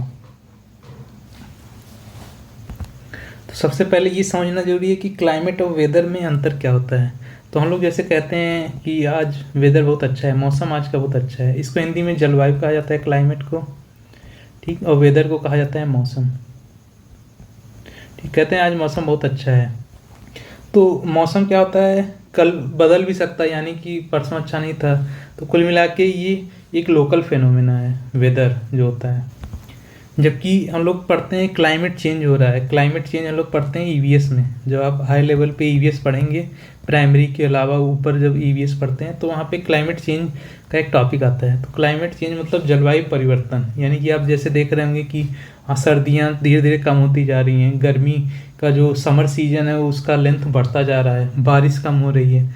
तो ये सब क्या हो रहा है, धीरे धीरे ये लॉन्ग टर्म चेंज है। मतलब एक वेदर का जो कंडीशन है ये लॉन्ग टर्म में जो पूरा ऑन एन एवरेज होता है उसी को क्लाइमेट कहा जाता है। यानी लगभग 10 साल 5 साल में क्या चेंज आ रहा है उससे रिलेटेड है। जबकि वेदर जो है एक लोकल फेनोमेना है। तो यहाँ देखिए लिखा भी है कि 30 साल का होना चाहिए, 30 साल से अधिक का जो टाइम पीरियड होता है उसमें जो एवरेज कंडीशन होती है उसी को जलवायु कहा जाता है। तो जलवायु किसी स्थान की दीर्घकालिक 30 वर्ष से अधिक मौसम की स्थिति का कुल योग है, यानी एवरेज समय। Weather is the condition of atmosphere at a particular time. तो मौसम सुबह कुछ और है, शाम में कुछ और है, ठंडा गर्म चेंज हो रहा है। तो ये सब क्या है, ये सब वेदर के एग्जाम्पल हैं। वेदर चेंज हो रहा है। ठीक, एलिमेंट्स ऑफ क्लाइमेट, तो क्लाइमेट के क्या क्या एलिमेंट होते हैं, यानी कि कहाँ पे कैसा क्लाइमेट होगा, किस जगह पे कौन सा क्लाइमेट होगा, या कहीं पे कोई क्लाइमेट है तो वो क्यों है, उसी एलिमेंट्स पे ये डिपेंड करता है। तो जैसे टेम्परेचर, प्रेशर, विंड, ह्यूमिडिटी और रेनफॉल, तो इससे जो है वहाँ का क्लाइमेट डिसाइड होता है। तो इंडिया है मानसून टाइप क्लाइमेट, तो इंडिया में मानसून टाइप का क्लाइमेट पाया जाता है। तो हम लोग को क्लाइमेट की बहुत डिटेल में नहीं जाना है, क्योंकि क्लाइमेट अपने आप में ही, क्लाइमेटोलॉजी अगर आप पढ़ेंगे तो कम से कम 10 दिन आपको लगेगा इसको ख़त्म करने में, क्लाइमेटोलॉजी को। फिर आपको पूरा कोपेनहेगन और ये कोपेन का कैसे डाइवर्सिफिकेशन किया गया, अर्थ पे कैसे पूरा आता है सनलाइट, उससे उसका कैसे विभाजन किया गया, कौन किस में आता है। तो ये सारी चीज़ें बहुत ज़्यादा डीप हो जाएंगी और ख़त्म नहीं होगा आपका 10-15 दिन जो भी बचा है उसमें आपका क्लाइमेटोलॉजी ही नहीं ख़त्म हो पाएगा। तो काफ़ी डीप मैटर होता है। हाँ, कभी फ्री टाइम में रहेगा और एग्ज़ाम में ज़्यादा टाइम रहेगा किसी में, तो वहाँ पे मैं उसको बताऊँगा। और प्राइमरी लेवल पे इतना डीप में क्वेश्चन नहीं पूछेगा, ये भी चीज़ है। तो अभी धीरे धीरे देखते हैं क्या क्या चीज़ें इंपॉर्टेंट है वो मैंने इंक्लूड कर लिया है। जैसे मानसून, इंडिया में मानसून क्लाइमेट है, तो मानसून का क्या मतलब होता है। तो मानसून एक स्पेशल नाम है पवनों का, जो मौसम के हिसाब से उसका रूट चेंज होता है, डायरेक्शन चेंज होता है। जैसे कि अभी गर्मियों के टाइम में ये इस साइड से आएंगी मानसून, ये मान लीजिए इंडिया है, इंडिया का नीचे वाला पोर्शन है, तो ये ऐसे एंट्री आ रही है। तो ये अब ओशियन यानी समुद्र से, महासागरों से जलवाष्प लेकर के अपने स्थल की तरफ आ रही हैं। उसके बाद यहाँ आकर ठंडी होकर जब उठेंगी तो भारी वर्षा कराएंगी, पहले पश्चिमी घाट में इधर साइड में कराएंगी, उसके बाद हिमालय से टकरा के फिर कराएंगी। ठीक, तो ये चीज़ें जो है मानसून इसी को कहा जाता है। ठीक, तो वर्ड मानसून, जो मानसून शब्द है ये एक अरेबिक वर्ड है। ठीक, ये अरेबिक वर्ड मौसम से लिया गया है और इसका अर्थ होता है कि सीजनल रिवर्सल ऑफ विंड्स। तो अभी इधर से हवा चल रही है गर्मी के टाइम में, यहाँ पे गर्मी होगी, ठीक, ये हीट होगा तो इधर साइड में आएगी। तो आप देखेंगे मई जून तक यहाँ पे आपका मानसून आने लगता है। उसके बाद आप देखेंगे कि सितंबर अक्टूबर के महीने में वापस से आने लगता है मानसून। तो मानसून क्या है, हवा रिवर्स हो जा रही है, उसी को मानसून कहा जा रहा है। अभी हवा इधर आ रही थी समुद्र से स्थल की तरफ, अब जो लैंड वाला एरिया है वहाँ से ओशियन की तरफ आ रही है, रिवर्स हो गई ठंडे के टाइम में। तो इसी को ही मानसून टाइप क्लाइमेट कहा जा रहा है। ठीक, तो इंडिया में हमारा यही क्लाइमेट पाया जाता है। ठीक है, factors affecting climate of India. तो भारत की जलवायु को प्रभावित करने वाले कौन कौन से कारक हैं, ये इंपॉर्टेंट क्वेश्चन है, एग्जाम में आ सकता है। जैसे लैटिट्यूड, तो tropic of cancer passes through India. तो जो इंडिया का मैप अगर आप देखेंगे तो ये ट्रॉपिक ऑफ जो कैंसर है, कर्क रेखा, ये लगभग बीचों बीच से निकलती है, इसी को ट्रॉपिक ऑफ कैंसर कहा जाता है। तो यहाँ पे सब ट्रॉपिकल और नीचे जो है ट्रॉपिकल क्लाइमेट, उष्णकटिबंधीय और उपोष्णकटिबंधीय जलवायु पाई जाती है। ठीक, तो हम लोग, मैं बताया कि क्लाइमेटोलॉजी में बहुत डिटेल में पढ़ना रहता है कि सन का जो लाइट है वो किस डायरेक्शन में डायरेक्ट पड़ रहा है, किस में नहीं पड़ रहा है। तो वो चीज़ जो है अगर हम लोग डिटेल में डिस्कस करेंगे तो काफ़ी वो टाइम लग जाएगा। तो अभी के लिए बस इतना समझ जाइए कि ट्रॉपिक ऑफ कैंसर बीचों बीच से गुजरता है, इसीलिए यहाँ पे ट्रॉपिकल और सब ट्रॉपिकल क्लाइमेट पाया जाता है। दूसरा अल्टीट्यूड, तो अल्टीट्यूड पे भी टेम्परेचर आपका ये डिपेंड करता है। जैसे आप हिमालय के साइड में देखेंगे तो वहाँ पे आप देखेंगे cold winds from central Asia. Himalaya क्या करता है, सेंट्रल एशिया से जो कोल्ड विंड आ रहे होते हैं उनको रोकता है। और माउंटेन मेक्स क्लाइमेट कूलर, तो ये क्या करता है, जो क्लाइमेट होता है उसको ठंडा करता है। तो हिमालय के साइड में इसीलिए तो सब लोग घूमने जाते हैं वहाँ पे, क्योंकि वहाँ पे मौसम ठंडा होता है गर्मियों के टाइम में भी। ठीक, तो इस चीज़ को याद रखिएगा। प्रेशर एंड विंड्स, तो ये कैसे इफेक्ट करते हैं। जो प्रेशर होता है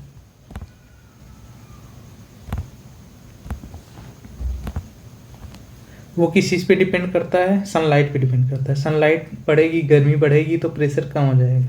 तो जहाँ पे भी प्रेशर कम होगा, मान लीजिए यहाँ पे स्थल ज़्यादा गर्म हो जाता है, लैंड वाला एरिया ओशियन के कंपैरिजन में ज़्यादा गर्म हो जाता है, तो ये हॉट हो गया, इसके कंपैरिजन में ये कोल्ड हो गया। तो यहाँ पे क्या होगा, प्रेशर ज़्यादा रहता है, तो हाई प्रेशर से लो प्रेशर की तरफ हवा का मूवमेंट होता है। ठीक, तो इन सब चीज़ों पे भी फैक्टर्स पे डिपेंड करता है। तो south west monsoon brings rain, ये पॉइंट इम्पॉर्टेंट है। साउथ वेस्ट, तो रिटर्निंग वाले में भी जो है बारिश होती है। डिस्टेंस फ्रॉम द सी, ये भी चीज़ मैटर करता है। समुद्र से दूरी, इससे भी जो है डिपेंड करता है। जैसे आप समुद्र के पास में हैं तो समुद्र एक बड़ा एंटिटी है, ठीक, उसके टेम्परेचर में ज़्यादा चेंज नहीं होता है दिन और रात में, लेकिन लैंड वाला एरिया जल्दी ठंडा और गर्म हो जाता है। तो इससे भी जो है आप कितना डिस्टेंस पे हैं। आप देखेंगे जो समुद्र के किनारे वाले एरिया है वहाँ पे लगभग ठंडी गर्मी में तापमान लगभग बहुत ज़्यादा वेरी नहीं करता है, जबकि जो और अंदर लैंड वाले एरिया है वहाँ पे क्या होता है, ज़्यादा वेरिएशन देखने को मिलता है। तो जो कोस्टल एरिया होता है वहाँ पे मॉडरेट क्लाइमेट होता है, एक्सट्रीम नहीं जाती है, जबकि जो इंटीरियर होते हैं वो एक्सट्रीम में चले जाते हैं। तो इस चीज़ को याद रखिएगा। Ocean currents affect temperature and rainfall. तो समुद्र की जो जल धाराएँ होती हैं वो भी इफेक्ट करती हैं। तो हम लोग ओशियन करंट्स बहुत सारी हैं, अब उसको हम लोग डिटेल में पढ़ने जाएंगे तो अलग टॉपिक हो जाएगा, ठीक। तो बहुत ज़्यादा डिटेल में नहीं जाएंगे, बस हम लोग को ये चीज़ याद रखना है कौन कौन से फीचर्स हैं। रिलीफ या माउंटेन्स। तो माउंटेन जो होते हैं वो बादलों को एक तरह से समझ लीजिए बैरियर का काम करते हैं, और जब उस बैरियर को बादल क्रॉस करता है, क्लाउड्स क्रॉस करता है, तो कंडेंसेशन होता है और बारिश होती है, ठीक। तो लीवर्ड साइड ड्राई रहता है।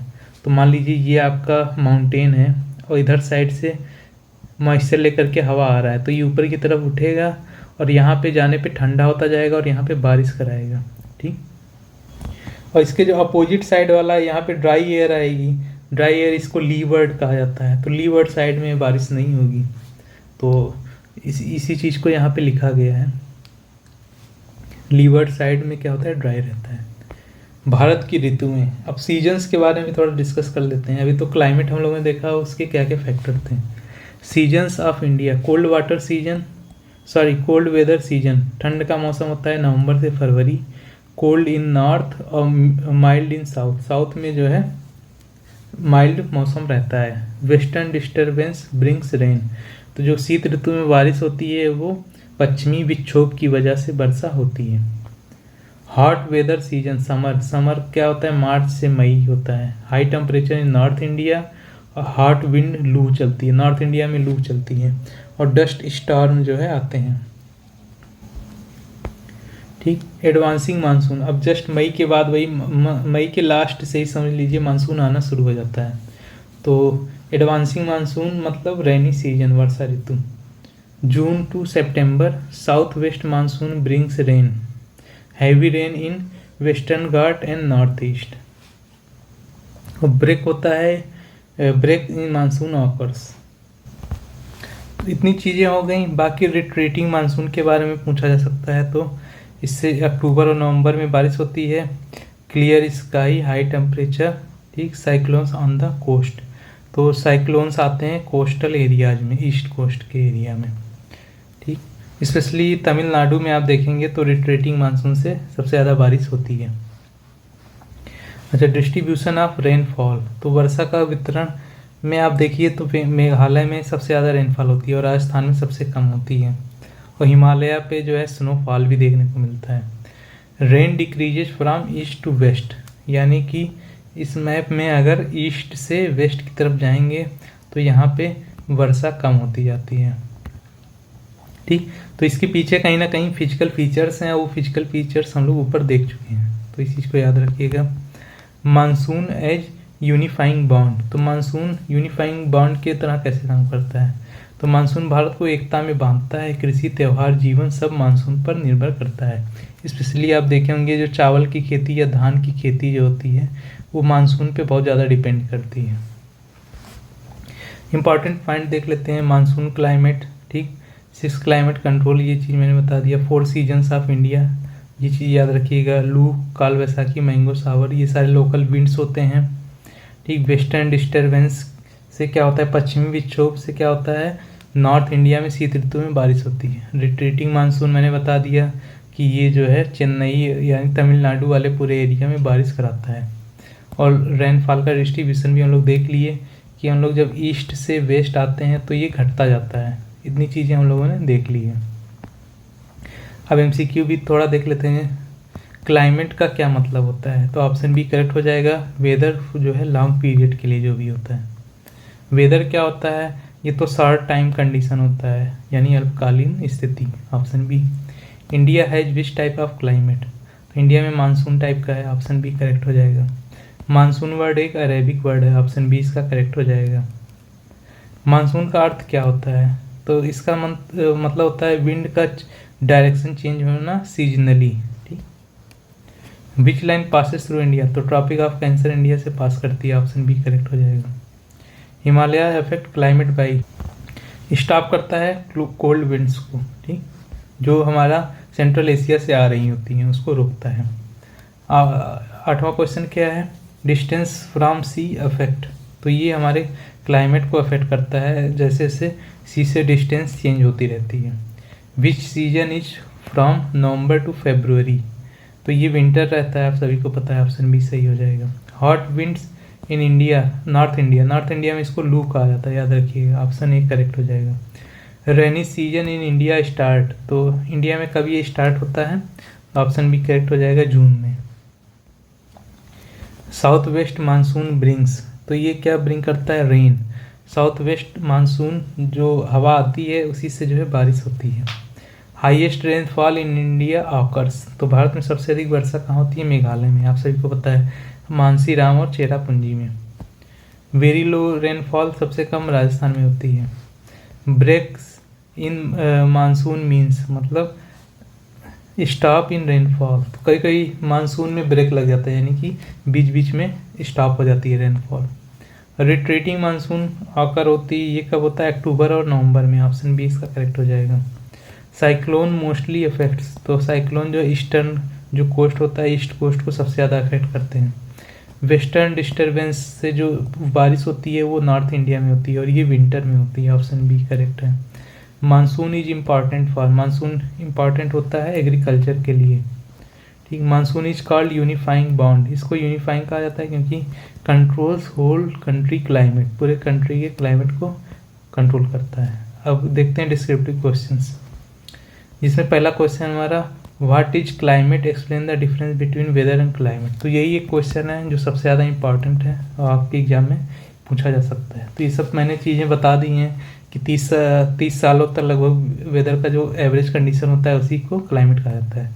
और वेदर क्या होता है कि ये एक लोकल कंडीशन होती है और शॉर्ट टाइम की होती है। वेदर चेंजेस फ्रिक्वेंटली लेकिन climate remains almost same for many years, ये चीज़ हम लोग देख चुके थे।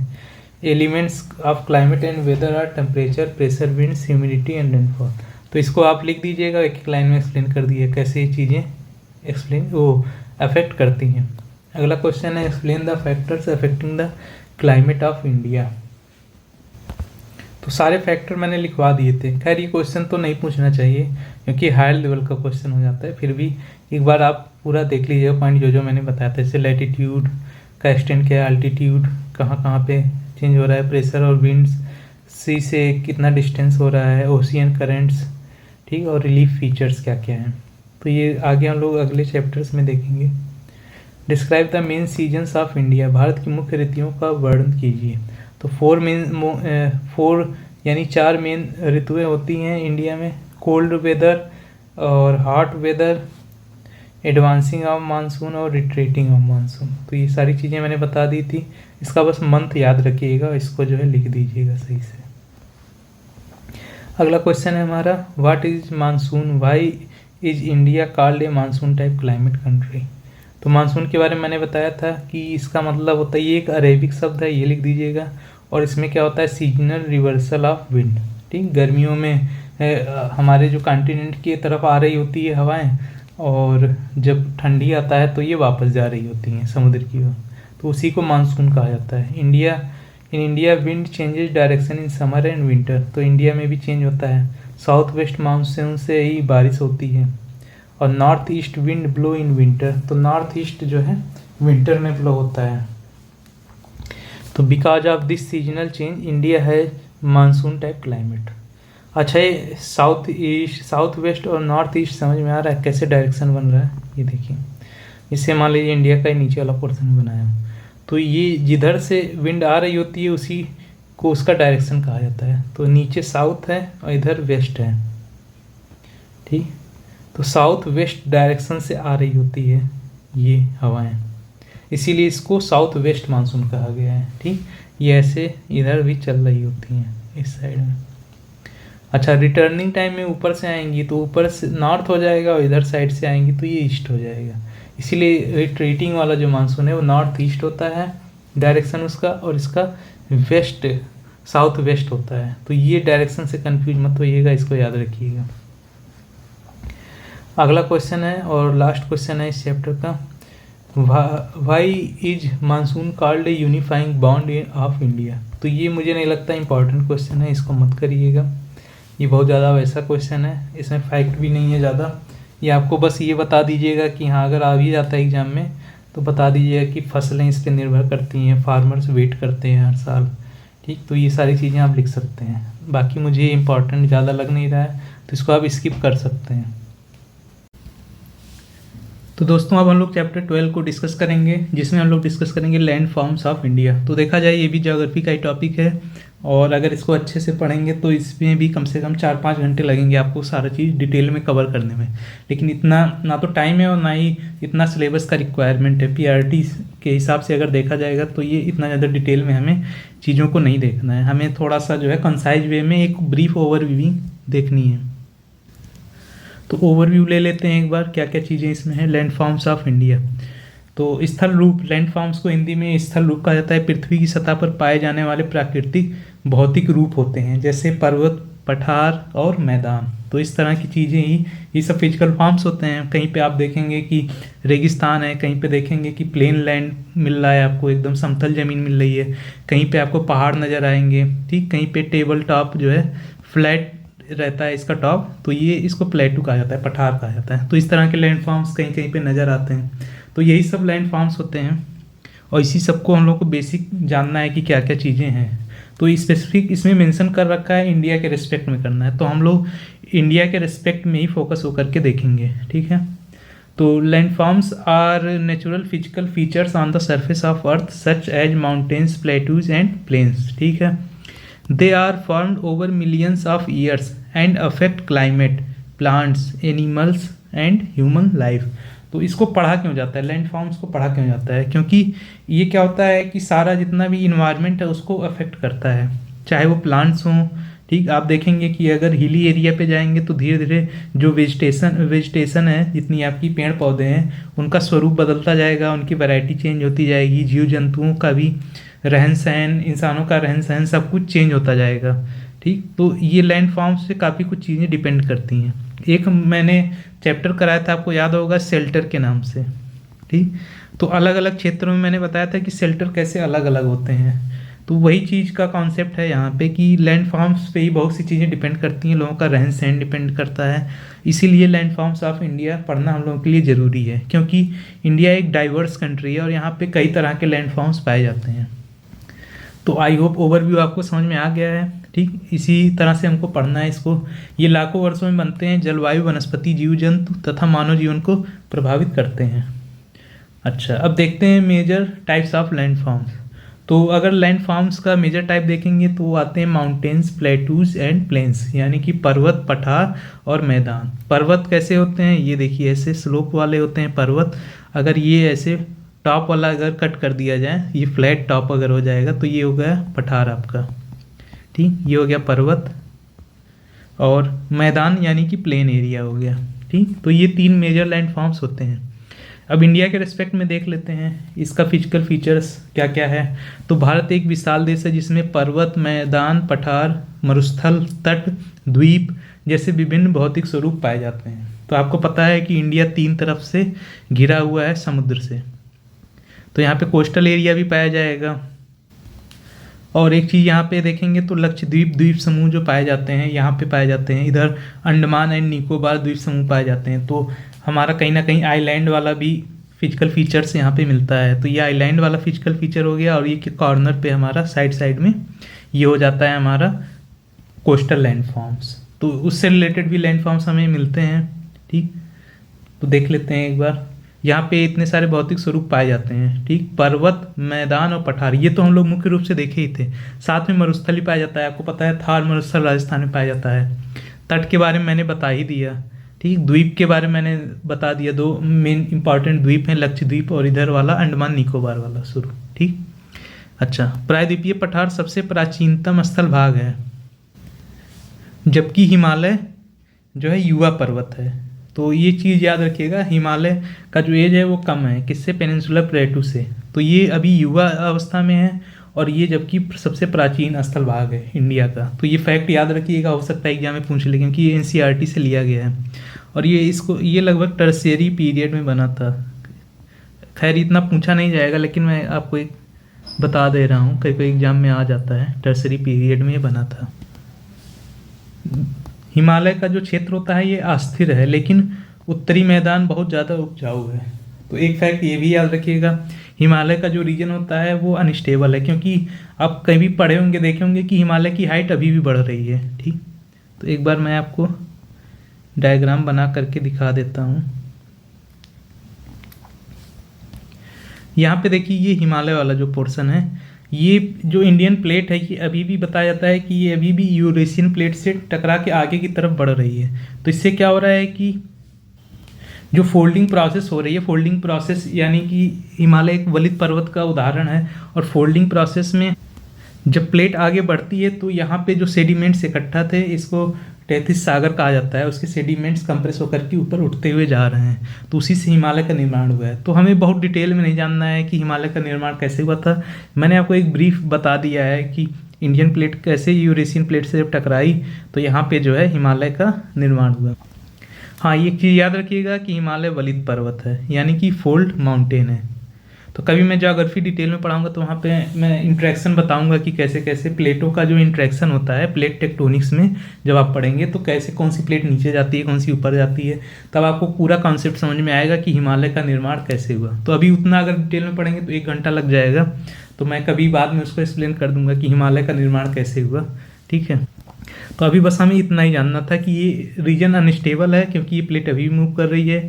ठीक, और जो नॉर्दर्न प्लेन है, उत्तरी मैदान है, जिसमें यूपी, बिहार और इधर थोड़ा सा बंगाल वाला पोर्शन और इधर साइड में आपका एमपी वाला पोर्शन, यहाँ सब पूरा जो है लेकर के ये जो पोर्शन होता है यही हमारा कहलाता है उत्तरी मैदान, और ये सबसे ज़्यादा उपजाऊ होता है।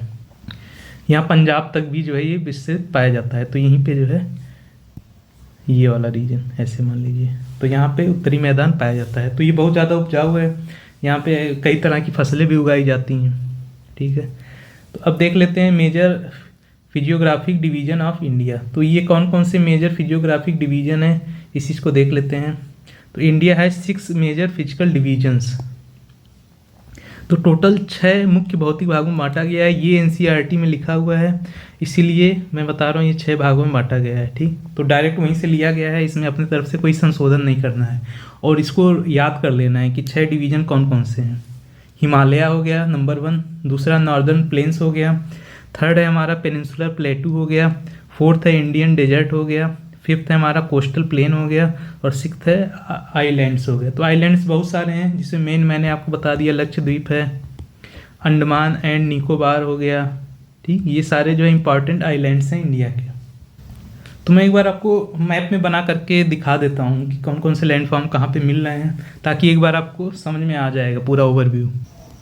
तो एक मैंने यहाँ पे रफ मैपिंग बनाई है इंडिया की, तो यहाँ पे मैं आपको दिखाऊंगा कि कौन कौन से लैंडफॉर्म्स कहाँ पे हैं। ठीक, तो हिमालय सबसे पहले, तो जो मेन फीचर्स हैं मेजर वाले उसी को ही बताया जा रहा है, ऐसा नहीं कि और नहीं है, अभी मैं दिखा दूंगा और भी। देखिए ये हिमालय वाला पोर्शन हो गया। ठीक, हिमालय के भी कई पार्ट हैं, आपको पता है, ग्रेटर हिमालय, लेसर हिमालय, शिवालिक हिमालय। ठीक, पूर्वांचल हिमालय इस साइड में आते हैं, और इसी का एक्सटेंशन जो है अंडमान और निकोबार के रूप में देखने को मिलता है। तो हम उतने डिटेल में नहीं जाएंगे, जब हम लोग ज्योग्राफी पढ़ेंगे तो उतने डिटेल में जाएंगे। फिर आता है नॉर्दर्न प्लेन, तो यहाँ से जो नदियाँ आती हैं उनका जो सेडिमेंट इकट्ठा हुआ है उसी से हमारा उत्तरी मैदान बना हुआ है। तो ये वाला पूरा पोर्शन जो है उत्तरी मैदान कहलाता है, और ये सबसे ज़्यादा उपजाऊ माना जाता है, बहुत ज़्यादा उपजाऊ है। पंजाब तक इसका एक्सटेंशन है, इधर यूपी हो गया, बिहार हो गया, और इधर जो है थोड़ा सा वेस्ट बंगाल और इधर साइड का लेकर के इधर एमपी नीचे साइड में हो गया, इधर ऊपर तक जो है थोड़ा सा पोर्शन आता है। ये किस में आता है, उत्तरी मैदान में आता है। ठीक, तो 2 फीचर्स आपने देख लिया। उसके बाद क्या आ रहा है, पेनिनसुलर प्लेटू। ठीक, प्रायद्वीपीय पठार। तो जो प्रायद्वीपीय पठार है आपका वो यहाँ पे आता है, जस्ट इसके नीचे ये है हमारा पेनिनसुलर प्लेटू, इसको कहा जाता है। ठीक, और ये आपको पता होगा कि यहाँ पे काली मिट्टी पाई जाती है, क्योंकि ये जो है इसका उद्गम ज्वालामुखी से हुआ है, ज्वालामुखी के लावा के ठंडे होने से बनी हुई मिट्टी, इसलिए यहाँ पे काली मिट्टी भी पाई जाती है। तो ये चीज़ आपको समझ में आ गया पेनिनसुलर प्लेटू के बारे में। अच्छा, इंडियन डेजर्ट कहाँ पे मिलता है? तो इंडियन डेजर्ट यहाँ पे मिलता है आपको राजस्थान वाले पोर्शन में, राजस्थान गुजरात वाले पोर्शन में, इधर साइड में आपको मिलता है, ये वाले पोर्शन में यहाँ पे इंडियन डेजर्ट देखने को मिलता है। और इसको थार, इसका नाम क्या है? इंडियन डेजर्ट जो है थार है। कोस्टल प्लेन्स, अच्छा एक चीज़ देखिएगा, जहाँ भी ये पेनिनसुलर प्लेटू के अगर लेफ्ट साइड में देखेंगे, मतलब इस साइड में पश्चिमी भाग पे, तो ये पश्चिमी घाट है हमारा और ये पूर्वी घाट है। और ये जो उत्तरी मैदान और इधर पेनिनसुलर प्लेटू को अलग कर रहा है, यहाँ पे कौन कौन से दो पर्वत श्रेणियाँ पाई जाती हैं?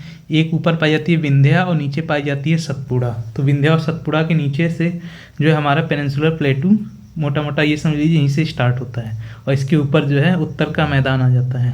ठीक, इस साइड में आपको मिलता है पूर्वी घाट और इधर मिलता है पश्चिमी घाट, यानी ईस्टर्न घाट और ये वेस्टर्न घाट इस साइड में। ठीक, तो अब इसके जो पश्चिमी घाट होता है, इसके तुरंत बाद ऐसा ही समुद्र आ जाता है, थोड़ा यहाँ पे प्लेन एरिया मिलता है ऐसे। ठीक, समुद्र के किनारे किनारे ऐसे इधर भी ये पूर्वी घाट के इस साइड में भी आपको जो है प्लेन एरिया मिलता है समुद्र और इसके ट्रांजिशन से पहले। तो यहाँ यहीं पे बनता है कोस्टल प्लेन, इसी को कहा जाता है कोस्टल प्लेन। तो इस चीज़ को याद रखिएगा कि कोस्टल प्लेन जो है पश्चिमी घाट के पश्चिमी साइड में है, यानी कि समुद्र और इसके साइड में, और इधर पूर्वी घाट के पूर्वी साइड में है, और इधर समुद्र के बीच में, मतलब इधर आपका पड़ता है बे ऑफ बंगाल, बंगाल की खाड़ी, और इधर पड़ता है अरेबियन सी, अरेबियन सी। और ये तो पता ही है पूरा इंडियन ओशियन का पार्ट है, हिंद महासागर का ये पूरा पार्ट है। ठीक, तो दोनों साइड में मैंने आपको बता दिया है कि कोस्टल प्लेन कहाँ पे मिलते हैं। और आइलैंड्स मैंने दो इंपॉर्टेंट बताए थे, यहाँ पे लक्षद्वीप पड़ता है पश्चिमी साइड में, वेस्टर्न साइड में, और इधर अंडमान निकोबार पूर्वी साइड में पड़ता है। अंडमान निकोबार इसी का ही एक्सटेंशन है, हिमालय का ही समझ लीजिए, जो पूर्वांचल हिल्स हैं उसी का ही। तो 6 फीचर्स मैंने आपको यहाँ पे दिखा दिया। मेरी ड्राइंग बहुत अच्छी नहीं है, लेकिन मैंने कोशिश किया है कि आपको मैं समझा दूँ एक बार। मैप अगर आप बना सकते हैं एग्जाम में तो बना दीजिएगा, इसके आपको 1 नंबर तो समझ लीजिए मिल ही जाएगा, केवल मैप का। अगर मैप में बना करके आप प्रैक्टिस करके बता सकते हैं वहाँ पे तो ये अच्छा रहेगा, लेकिन एक बार प्रैक्टिस कर लीजिएगा। गड़बड़, बहुत ज़्यादा गड़बड़ मैप मत बनाइएगा, एक बार रफ में बना के देख लीजिएगा, उसी तरह से एग्जाम में बनाइएगा। अब हिमालयन माउंटेन, तो इसके बारे में मैंने अब बता दिया है सारी चीज़ें। अब एक बार देख लेते हैं कि इसके थियोरेटिकल क्या क्या चीज़ें हैं। तो हिमालय और यंग फोल्ड माउंटेन मैंने बताया था कि ये वलित पर्वत का उदाहरण है, यानी कि 2 प्लेटें टकरा रही हैं, उसके मुड़ने से ही ये बन रहा है। बस एक मोटा मोटा कॉन्सेप्ट ये समझ लीजिए, बाकी प्लेट टेक्टोनिक कभी मैं पढ़ाऊँगा तो उसमें बताऊँगा कि कौन सी प्लेट नीचे जा रही है, फिर क्या क्या हो रहा है। ठीक, extending from Indus to Brahmaputra, तो इंडस रिवर से स्टार्ट होता है और ब्रह्मपुत्रा में जाके ख़त्म होता है। तो इंडस रिवर आपको पता है इधर से निकलती है, तो एक तरह से इंडस से निकल रही है सिंधु नदी से, और यहाँ से ब्रह्मपुत्रा आती है। ठीक, इधर से ब्रह्मपुत्रा आ रही है और इधर से इंडस, तो इन दोनों के बीच में एक्सटेंशन इसका माना जा रहा है। लेंथ अबाउट 2400 किलोमीटर, 2400 किलोमीटर, और जो इसका विड्थ है यानी कि इसकी चौड़ाई है वो 150 से 400 किलोमीटर मानी जाती है एवरेज। ठीक, तो कभी कभी ऐसे भी बोल दिया जाता है, जो यहाँ पे एंट्री करती है इसको बोला जाता है नामचा बरवा से लेकर के एक्सटेंशन जहाँ पे ये सिंधु वाली नदी है, इसके इधर पे पाया जाता है आपका, यहाँ पे पाया जाता है नंगा पर्वत, तो इसी के बीच में एक्सटेंशन माना जाता है। और ये लंबाई अगर आप देखेंगे तो 2400 किलोमीटर है, और इसकी जो चौड़ाई है, ठीक, ये चौड़ाई कितनी होती है? 150 से 400 किलोमीटर वेरिएशन में पड़ता है, और इसके 3 डिवीज़न किए गए हैं। अच्छा, तीनों डिवीज़न कैसे हैं ये एक बार समझ लीजिएगा। ये तीनों डिवीज़न ऐसे लेंथ के अलॉन्ग हैं। ठीक, लेंथ के अलॉन्ग तीनों डिवीज़न बनाए गए हैं। ये हमारा ग्रेटर हिमालय, उसके नीचे आता है हमारा लेसर हिमालय या मिडिल हिमालय भी कहा जाता है। तो लेसर हिमालय, उसके बाद आता है शिवालिक, तीसरा वाला जो सबसे नीचे के पोर्शन में रहता है। तो ये सबसे नॉर्दर्न पार्ट हो गया, यानी कि आपका उत्तरी भाग हो गया, और ये हमारा सदर्न पोर्शन हो गया हिमालय का, जो कि हमारा हो गया दक्षिणी भाग, हिंदी में कह दीजिए। ठीक, तो ऐसे इसका एक्सटेंशन है, और ये मोटाई कही जा रही थी कि 150 से 400 किलोमीटर है। तो ग्रेटर हिमालय जो है इसकी पीक बहुत हाई पीक्स हैं, और जो हमारी सबसे हाईएस्ट पीक माउंट एवरेस्ट वो भी इसी में पाई जाती है, ग्रेटर हिमालय का हिस्सा है। इसको हिमाद्री भी कहा जाता है, ये चीज़ याद रखिएगा। दूसरा है हिमाचल या लेसर हिमालय। इसमें आती हैं वैलीज एंड हिल स्टेशन। तो हिमाचल में घाटियाँ व पर्वतीय स्थल आते हैं। शिवालिक में आउटर रेंज आती है, जो मैंने बता दिया, नीचे वाले पोर्शन में शिवालिक आता है। तो eastern hills are called Purvanchal. तो मैंने बताया था कि जो यहाँ पे इसका एक्सटेंशन है हमारे पूर्वोत्तर राज्यों में, इसको कहा जाता है पूर्वांचल हिल्स, हिमालय को। तो हिमालय का ये एक्सटेंशन है, इसको पूर्वांचल हिल्स कहा जाता है। ठीक, तो इतनी चीज़ें समझ में आ गई। इसका एक क्लासिफिकेशन ऐसे भी होता है, लेकिन ये चीज़ एग्ज़ाम पॉइंट ऑफ व्यू से इम्पॉर्टेंट नहीं है, तो मैं इस चीज़ को नहीं बता रहा हूँ। जितनी भी नदियाँ यहाँ पे निकलती हैं उसके हिसाब से सबका नाम रखा गया है। ठीक, तो वो इतना इम्पॉर्टेंट नहीं है, ये चीज़ याद रखिएगा, ये एग्ज़ाम पॉइंट ऑफ व्यू से आपकी इम्पॉर्टेंट है। ठीक, इतना ही पूछेगा। अगला टॉपिक देखते हैं, नॉर्दर्न प्लेन्स। इसको मैंने बता दिया था, ये किसके द्वारा फॉर्म की गई हैं, जो हिमालय से नदियाँ आ रही हैं उनके द्वारा जो सेडिमेंट्स लाया जा रहा है, जैसे इंडस, गंगा और ब्रह्मपुत्रा नदी, तो इसके द्वारा जो सेडिमेंट लाया जा रहा है उसी से ये बना हुआ है। तो made up of alluvial soil and very fertile, तो जलोढ़ मिट्टी से बने हुए हैं, बहुत ज़्यादा उपजाऊ होते हैं। ठीक, इसके कितने डिवीजन किए गए हैं? 3 डिवीजन किए गए हैं, पंजाब प्लेन, गंगा प्लेन और ब्रह्मपुत्रा प्लेन। ठीक, तो तीन इसके वो कैटेगराइज किया गया है 3 चीज़ों में। एक बार मैं यहाँ पे बता दे रहा हूँ। इधर वाले पोर्शन को बोला जाए पंजाब प्लेन्स, इधर गंगा की जो ट्रिब्यूटरी और गंगा के द्वारा बनाया गया वो गंगा प्लेन हो गया, और ब्रह्मपुत्रा के द्वारा जो लाया गया है ये ब्रह्मपुत्रा प्लेन हो गया। तो 3 प्लेन्स में इसको कैटेगराइज किया गया है। ठीक है, 3 पार्ट में इसको कैटेगराइज किया गया है उत्तरी मैदान को, और ये बहुत ज़्यादा उपजाऊ है क्योंकि ये एलुवियल सॉइल से बनता है। अच्छा, डिवीज़न हम लोगों ने देख लिया, याद रखिएगा, इंपॉर्टेंट है तीनों डिवीजन्स। और रिलीफ डिवीज़न कौन कौन से होते हैं? अच्छा, इसके बारे में थोड़ा सा जान लेते हैं। भाबर और तराई रीजन क्या होता है? तो सबसे पहले भाबर और तराई रीजन जानते हैं क्या होता है। ठीक, भाबर होता है कंकड़ क्षेत्र। तो जब भी नदियाँ जो है अपने यंग स्टेज में रहती हैं, यंग स्टेज मतलब डायरेक्ट यहाँ स्लोप से आ रही हैं, तो इनका वेग बहुत ज़्यादा होता है, ऊर्जा बहुत ज़्यादा होती है, तो अपने साथ बड़े बड़े पत्थर को भी साथ में लेकर आती हैं, जिसका ये इरोजन करते हुए आती हैं। तो जब ये नीचे प्लेन में इंटर करती हैं, प्लेन सरफेस पे, तो यहाँ पे क्या होता है कि ये बड़े बड़े पत्थरों को डिपॉजिट कर देती हैं। ठीक, तो बड़े बड़े पत्थरों को जो डिपॉजिट करती हैं, तो यहाँ इसको कहा जाता है भाबर रीजन। और यहाँ पे जब पानी बहता है तो पत्थर ऊपर दिखाई देगा और पानी ऐसे लगेगा कि नीचे से बह रहा है, गहराई आपको नज़र नहीं आएगी। वहाँ लगे ऐसे पत्थर है, आप देखे होंगे कि जो वीडियो रील्स वगैरह लोग बनाते हैं, घुटने तक ही पानी रहता है, सब पत्थर रहते हैं, बड़े बड़े पत्थर बीच में ऐसे पड़े हुए रहते हैं रास्ते में, और पानी से बीच से ऐसे थोड़ा थोड़ा करके आगे की तरफ बढ़ता है। ठीक, एक तरह से जो है देखा जाए तो पत्थर के नीचे नीचे ही बह रहा है। ये है हमारा भाबर रीजन। ठीक, तराई रीजन में क्या होता है, फिर जब ये इसका यहाँ पे डिपोजिशन ख़त्म हो जाता है और ये फिर से एकदम स्लोप एकदम पूरा नील हो गया, अब ये पूरा प्लेन एरिया में इंटर कर गई। तो प्लेन एरिया में इंटर करने के बाद यहाँ पे क्या होता है कि फिर से रिवर री इमर्ज होती है, फिर से अपने ओरिजिनल फॉर्म में आती है रिवर, और ओरिजिनल फॉर्म में आने पे यहाँ से इसका विस्तार बढ़ जाता है। मतलब ये इसकी चौड़ाई आप देखेंगे तो ऐसे हो जाती है इसकी चौड़ाई। ठीक, यहाँ पे तराई रीजन में आने के बाद तो रिवर का जो री इमर्जेंस होता है वही तराई रीजन कहलाता है। ठीक, और यहाँ पे क्या होता है कि ऐसे पानी जब अगल बगल बहुत ज़्यादा फैल जाता है तो यहाँ पे मार्सी रीजन बन जाता है, मार्सी लैंड यानी कि दलदली क्षेत्र बन जाता है। तो भाबर रीजन जस्ट स्लोप से जब नीचे आते हैं तो बड़े पत्थरों का डिपोजिशन हो जाता है, इसीलिए इसको कंकड़ क्षेत्र कहते हैं। यहाँ पे रिवर डिसअपियर दिखाई देगी आपको, बहुत कम पानी दिखाई देगा। फिर जब प्लेन एरिया में और आती है और ये डिपोजिशन इसका ख़त्म हो जाता है तो फिर से रीइमर्ज होती है, और रीइमर्ज होने के बाद क्या होगी, इसका चौड़ाई अचानक से ऐसे बढ़ जाएगा, और चौड़ाई बढ़ जाएगा, आसपास का एरिया जो है दलदली हो जाएगा, तो उसी को तराई रीजन कहते हैं। अब तराई रीजन में एंट्री करने के बाद अब भांगर और खादर रीजन देखते हैं।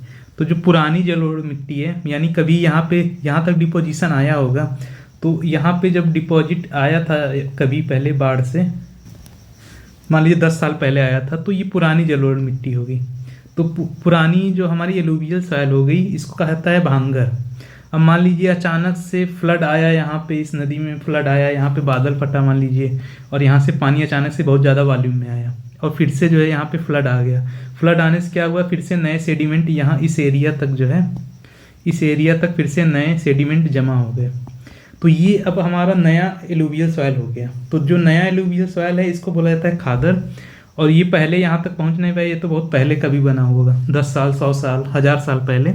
तो वो हमारा भांगर कहलाता है। तो भांगर हो गया और खादर हो गया, और भाबर और तराई। तो इन सब में कंफ्यूज मत होइएगा, भाबर और भांगर में। ये भांगर ये वाला है जो मिट्टी का प्रकार है, और खादर जो है हमारा नया है। जबकि जो भाबर रीजन है ये हमारे रिवर से जुड़ा हुआ एक टर्मिनोलॉजी है। तो आई होप आपको चारों समझ में आ गया होगा, भाबर, तराई, भांगर और खादर, सारा कुछ। ठीक, अब देखते हैं पेनिनसुलर प्लेटू के बारे में। तो मैंने बताया था कि पेनिनसुलर प्लेटू जो है ये वाला पोर्शन कहलाता है। एक सेकेंड, ये वाला पोर्शन, ये पूरा पेनिनसुलर प्लेटू कहलाता है। तो ओल्डेस्ट लैंड मास है, made up of igneous and metamorphic rock. तो ज्वालामुखी उद्गार से बना हुआ है, इसीलिए इसमें आग्नेय और रूपांतरित चट्टान पाए जाते हैं, जाहिर सी बात है। और इसीलिए ब्लैक सॉइल भी यहाँ पे पाया जाता है। तो इसके दो डिवीजन है, एक सेंट्रल हाईलैंड है और एक है डेक्कन प्लेटू। तो सेंट्रल हाईलैंड जो है ऊपर वाले पोर्शन को कहा जाता है, यहाँ पे मिलता है। ठीक, ऐसे यहाँ पे सेंट्रल हाईलैंड पड़ता है, और नीचे वाला जो ये वाला पोर्शन होता है इसको कहा जाता है डेक्कन प्लेटू, दक्कन का पठार। तो दोनों जो है ज्वालामुखी उद्गार से बने हुए हैं, इस चीज़ को याद रखिएगा। Western Ghats higher than eastern Ghat. एक कॉन्सेप्ट ये भी याद रखिएगा कि जो वेस्टर्न घाट हैं हमारे वो ज़्यादा ऊंचे हैं और ईस्टर्न घाट कम ऊंचे हैं। उसका रीजन भी है, क्योंकि आप देखेंगे तो 3 मुख्य नदियां जो है ईस्टर्न साइड में बहती हैं, पूर्व की साइड में, पूर्वी दिशा में। कौन कौन सी नदियां रहती हैं? गोदावरी, कृष्णा और कावेरी। नाम सुने होंगे, गोदावरी, कृष्णा, कावेरी। तो ये तीनों नदियां इस डायरेक्शन में बहती हैं। इसकी वजह से जो पूर्वी घाट है इसका बहुत ज़्यादा इरोजन, अपरदन हो गया है, अपक्षय हो गया है। इसी की वजह से ही जो है ईस्टर्न घाट जो है हमारे इरोडेड फॉर्म में हो गए, इसकी हाइट कम हो गई है और कटे फटे, कंटिन्यूस नहीं है। जबकि पश्चिमी घाट में इधर वैसी नदियाँ नहीं हैं, स्लोप भी नहीं है कि इधर नदियाँ बहें, और पश्चिम साइड वाली नदियाँ वो छोटी होती हैं, इस निकलती हैं, इधर आ जाती हैं। तो देखा जाए तो इसका इरोजन कम हुआ है, इसी वजह से ये कंटिन्यूस है पश्चिमी घाट, और इसकी हाइट भी ज़्यादा है किसके कंपैरिजन में? ईस्टर्न घाट के कंपैरिजन में। ठीक, तो बहुत डिटेल में नहीं जा रहे हैं कैसे बना था, क्या बना था, एक मैंने आपको ओवरव्यू दे दिया है। Black soil reason called Deccan trap. तो काली मिट्टी वाले रीजन को डेक्कन ट्रैप कहते हैं। ये मैंने बताया था, नीचे वाला जो एरिया है डेक्कन प्लेटू का, उसी का पार्ट है ये। अच्छा, इंडियन डेजर्ट के बारे में देख लेते हैं। तो इंडियन डेजर्ट मैंने बताया था राजस्थान और गुजरात वाले एरिया में फैला हुआ है, थोड़ा सा पंजाब का टचिंग एरिया भी पाया जाता है। तो located west of Aravalli hills. Aravalli hills का लोकेशन भी एक बार दिखा देते हैं आपको। ठीक, तो मान लीजिए मैप है इंडिया का। तो अरावली हिल्स ऐसे पाई जाती हैं, दिल्ली तक इसका एक्सटेंशन है। ये है अरावली हिल्स। अरावली हिल्स सबसे पुरानी पहाड़ियाँ हैं, और ये एक तरह से रेजिडुअल पर्वत का उदाहरण है, क्योंकि ये बहुत ज़्यादा अपक्षय पर्दन हो गया है इसका, अरावली हिल्स का। तो अरावली हिल्स की इधर साइड में पाई जाती हैं, वेस्ट साइड में, कह रहा है वेस्ट साइड में, यानी कि इस साइड में पाई जाती हैं। क्यों इस साइड में पाया जाता है? क्योंकि यहाँ पे रेनफॉल नहीं होता है। जो यहाँ पे हम लोग पढ़े थे साउथ वेस्ट मानसून होता है, इधर से आता है, और इधर से जब एंट्री कर रहा है तो ये इसके एकदम पैरेलल डायरेक्शन पड़ जाता है, किसके? अरावली हिल्स के। तो ये इसको रोक करके कंडेंसेशन नहीं कराता है, जिससे बारिश नहीं होती है, और इसी वजह से इस साइड में हमारा मरुस्थल पाया जाता है। ठीक, और इसको कहा जाता है, क्या नाम है? थार मरुस्थल। इंडियन डेजर्ट का नाम है थार मरुस्थल, और ये पाकिस्तान में भी इसका एक्सटेंशन है। तो ये गुजरात हो गया, यहाँ पाया जाता है, राजस्थान में हो गया, और थोड़ा सा पंजाब वाले पोर्शन में पाया जाता है। इतने जगह पे इसका एक्सटेंशन है। तो लो रेनफॉल होता है, सैंड ड्यून्स पाए जाते हैं। Luni is the main river. तो लूनी नदी जो होती है, फिर से मैं आपको दिखाता हूँ, वो अरावली हिल्स के पश्चिमी साइड से निकलती है और इधर आकर के रण ऑफ कच्छ में मिल जाती है। तो लूनी नदी एक इम्पॉर्टेंट रिवर है, कहाँ की? इधर साइड की, रेगिस्तान की, मतलब थार डेजर्ट की। ठीक है, बहुत ज़्यादा डिटेल में नहीं जानना है, बस मैं जो इम्पोर्टेंट चीज़ें थी वो मैं बता दिया हूँ आपको। कोस्टल प्लेन के बारे में देख लेते हैं। तो ये मैंने बताया था कि अरेबियन सी और बे ऑफ बंगाल के साइड में पाए जाते हैं। जैसे मान लीजिए ये है हमारा मैप, समझ लीजिए। तो यहाँ पे हमारा पश्चिमी घाट हो गया, ये पूर्वी घाट हो गया। तो ये जो बीच वाला पोर्शन है, समुद्र और एक पश्चिमी घाट के बीच वाला जो लैंड मास है, इसको कहा जाता है कोस्टल प्लेन्स, यानी कि तटीय मैदान। और ये बहुत ज़्यादा इंपॉर्टेंट भी होते हैं, क्योंकि इसमें अलग अलग तरह की स्पेशल खेती होती है और बहुत सी चीज़ें रहती हैं इसमें। अब इसमें देखिए कोस्ट का नाम देख लेते हैं। जैसे वेस्टर्न कोस्ट का क्या नाम है? कोंकण, कन्नड़ और मालाबार। तो ये हो गया आपका मालाबार, ये हो गया आपका कन्नड़, कर्नाटका के पास वाला कन्नड़, और ऊपर जो है ये महाराष्ट्र और ये गोवा वाले पोर्शन को कोंकण कहा जाता है, कोंकण। ठीक, तो ये वाला पोर्शन आपका हो गया, और मालाबार हो गया केरल वाला साइड। तो ये तीनों नाम याद रखिएगा। और ईस्टर्न कोस्ट में ये इधर नीचे वाले कहते हैं कोरोमंडल, और इधर कहते हैं नॉर्दर्न सरकार, मतलब ये आंध्र प्रदेश और ऊपर वाले पोर्शन को। ठीक है, तो ये कोस्ट का नाम याद रखिएगा। और ये कोस्टल प्लेन जो होते हैं ये काफ़ी इंपॉर्टेंट होते हैं, तो कभी अगर टाइम रहेगा तो मैं एक्सप्लेन करूँगा कि इसकी क्या क्या इंपॉर्टेंस है। फिलहाल के लिए बस इतना जान लीजिए कि ये कोस्टल प्लेन्स यहाँ पे पाए जाते हैं, और इसका नाम याद रख लीजिएगा कि इसका कैटेगराइजेशन कैसे किया। जैसे कोंकण ऊपर वाले पोर्शन को किया गया है, ठीक, केरल का, सॉरी केरल कह रहा हूँ, गोवा महाराष्ट्र वाले साइड का कोंकण हो गया, और इधर कन्नड़ हो गया आपका कर्नाटका का, और इधर नीचे वाला जो केरल पाया जाता है यहाँ पे आपका मालाबार कोस्ट कहते हैं, ये हो गया पश्चिमी साइड का। और इधर पूर्वी साइड में नॉर्दर्न सरकार और कोरोमंडल, तो नीचे वाले पोर्शन को जो तमिलनाडु वाला इसको कोरोमंडल कहा जाता है, ऊपर आंध्र प्रदेश और इधर साइड के एरिया को कहा जाता है नॉर्दर्न सरकार। ठीक, Chilka lake is the largest salt water lake, तो इधर साइड में पाया जाता है उड़ीसा के पास में साल्ट वाटर लेक है, ये एक लगून लेक है, ठीक, जिसका कनेक्शन कहीं ना कहीं समुद्र से था पहले, उसी से कट करके बना है चिल्का लेक। और ये इंडिया का लार्जेस्ट लेक है, और साल्ट वाटर में लार्जेस्ट पूछे तो भी चिल्का लेक है, तो ये चीज़ याद रखिएगा। आइलैंड्स ऑफ इंडिया, तो 2 आइलैंड्स हैं इंडिया के, लक्षद्वीप मेन और अंडमान निकोबार, ये मैंने आपको बता दिया। ये कोरल आइलैंड है, कोरल रीफ से बना हुआ है, ठीक, इसको मैं कभी बताऊंगा कि कैसे बनता है। और अंडमान एंड निकोबार वॉल्केनिक या माउंटेन ओरिजिन का है, ठीक।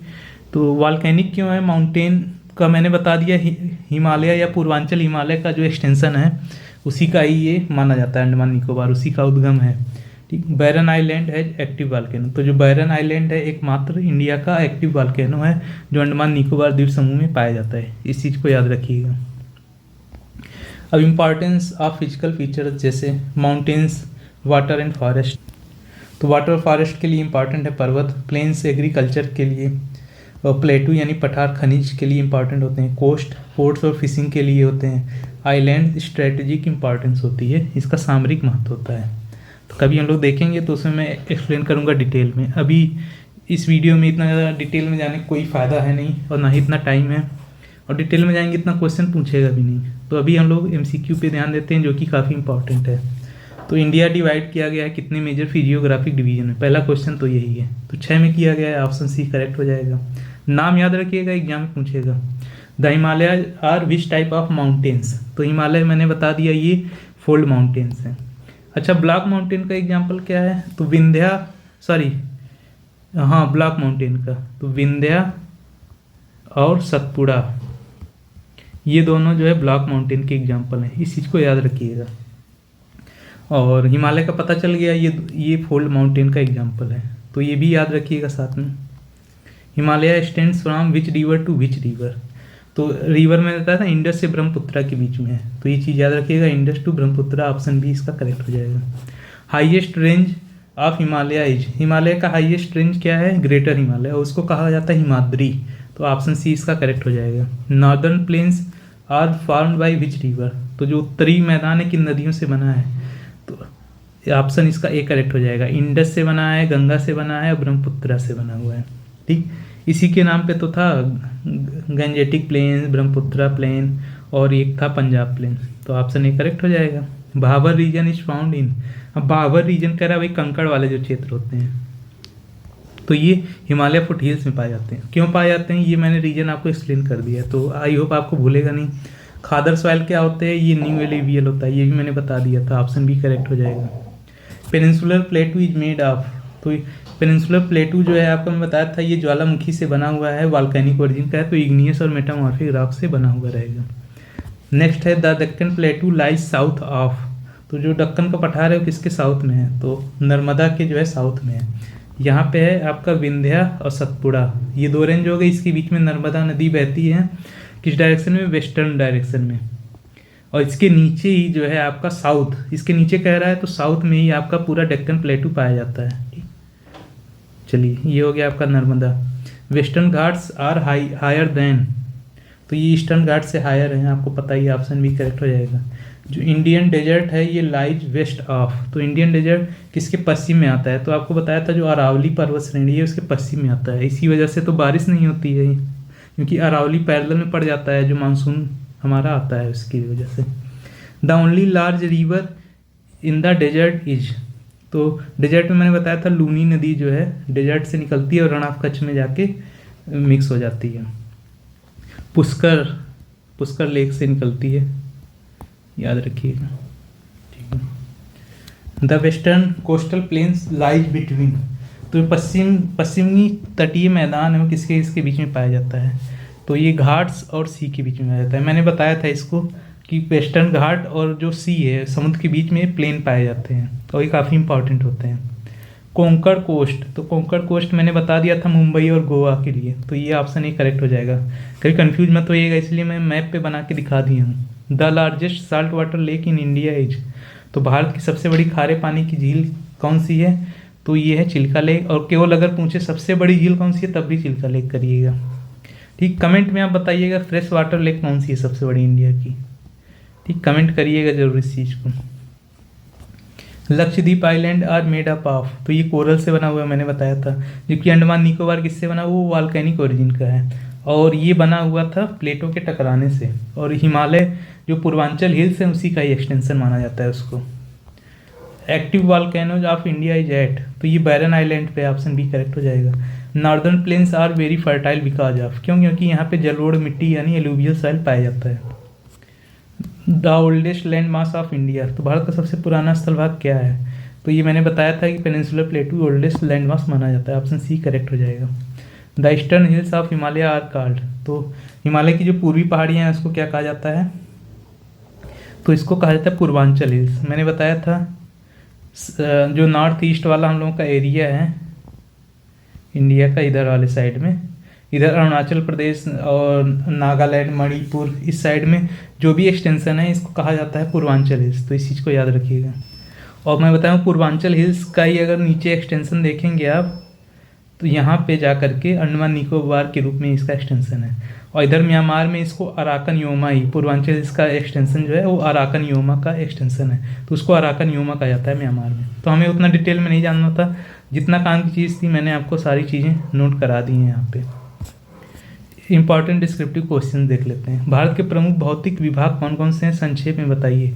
6 मैंने बताए थे, 6 को आप मैप बना के थोड़ा थोड़ा 2-2, 3-3 लाइन लिख देंगे तो आपका करेक्ट हो जाएगा। मैंने सारा चीज़ आपको बता दी है, जैसे कि Himalayan mountains, northern plains, peninsular plateau, Indian desert, coastal plains, ठीक, और आइलैंड्स। तो मैं यहाँ पे इसलिए लिख देता हूँ ताकि आपको इधर उधर भटकना ना रहे, आपको मटेरियल मिल जाए, आपको सीधे प्रैक्टिस ही करनी है। आप कोशिश करिए कि सीधे प्रैक्टिस करिए, नोट्स और इन सब चक्करों में मत फंसिए। नोट्स मैंने आपको शेयर कर दिया है वहाँ पे। These divisions together make India rich in natural resources, तो इसकी वजह से इंडिया नेचुरल रिसोर्सेज में रिच है। तो एक आध लाइन अपने मन से भी डाल सकते हैं, कोई दिक्कत नहीं है। Describe the Himalayan mountains and their divisions, और हिमालय का जो डिवीजन है वो मैंने बता दिया था कि 3 तरह से है, ग्रेटर हिमालय, लेसर हिमालय, ठीक, और इसके बाद आता है हमारा तीसरा वाला कौन सा मैंने बताया था, शिवालिक हिमालय। और यहाँ पूर्वांचल हिल्स इसको कहा जाता है नॉर्थ ईस्ट में। तो 3-4 पॉइंट आप लिख सकते हैं खुद से ही, ठीक। तो ये यंग फोल्ड, पहले इसके बारे में लिख दीजिए, यंग फोल्ड माउंटेन है, ठीक है। दे एक्सटेंड फ्रॉम इंडस रिवर से ब्रह्मपुर, इसका एक्सटेंशन लिख दीजिए। नंबर याद रखने की जरूरत नहीं है कि 2400 किलोमीटर लंबाई है और 150 से 400 किलोमीटर चौड़ाई है, लिख सकते हैं, अगर याद है तो कोई दिक्कत नहीं है, लिख दीजिए।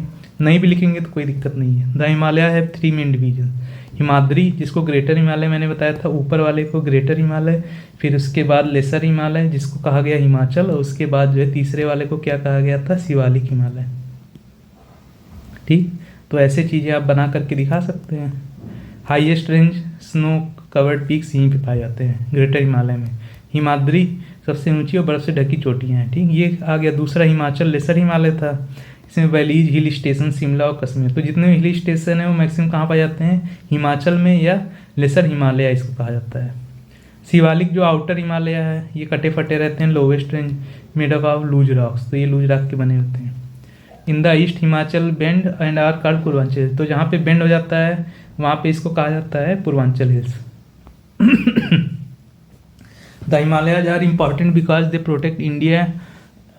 मैंने बताया था लास्ट क्लास में कि जो हिमालय है वो सेंट्रल एशिया से जो कोल्ड विंड्स आता है उससे प्रोटेक्ट करता है, और साथ में इधर से जो मानसून आता है उसको रोक करके बारिश कराता है, और इससे हमें नदियाँ मिलती हैं। नदियों का स्रोत है ये, गंगा, ब्रह्मपुत्रा, इंडस, सबका स्रोत कहाँ है? हिमालय ही है।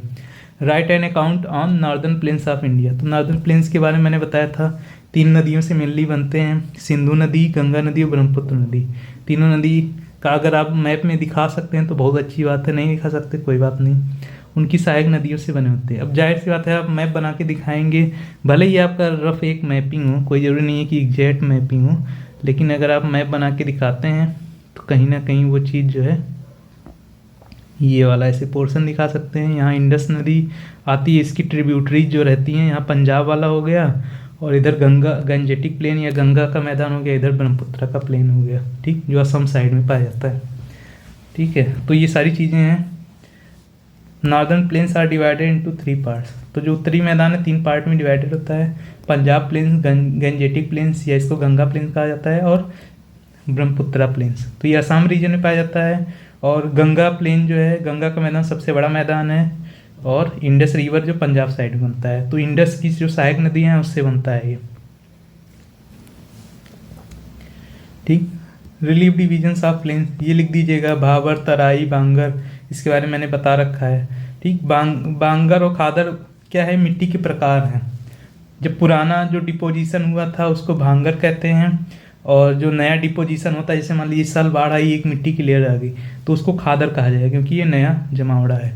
भाबर तराई में डिफरेंस मैंने बताया था, एक बार बता देता हूँ कि जब स्लोप हायर स्लोप से आता है प्लेन एरिया में धीरे धीरे, तो जो बड़े बड़े पत्थर होते हैं वो साथ में आते हैं उसके, ठीक, नदियों के साथ में, क्योंकि वहाँ उसका वेग ज़्यादा होता है, वेलोसिटी ज़्यादा होती है। फिर यहाँ पे आके प्लेन में वेलोसिटी ऐसे ऐसे कम पड़ती जाती है, पत्थर को वहीं रोकते जाता है।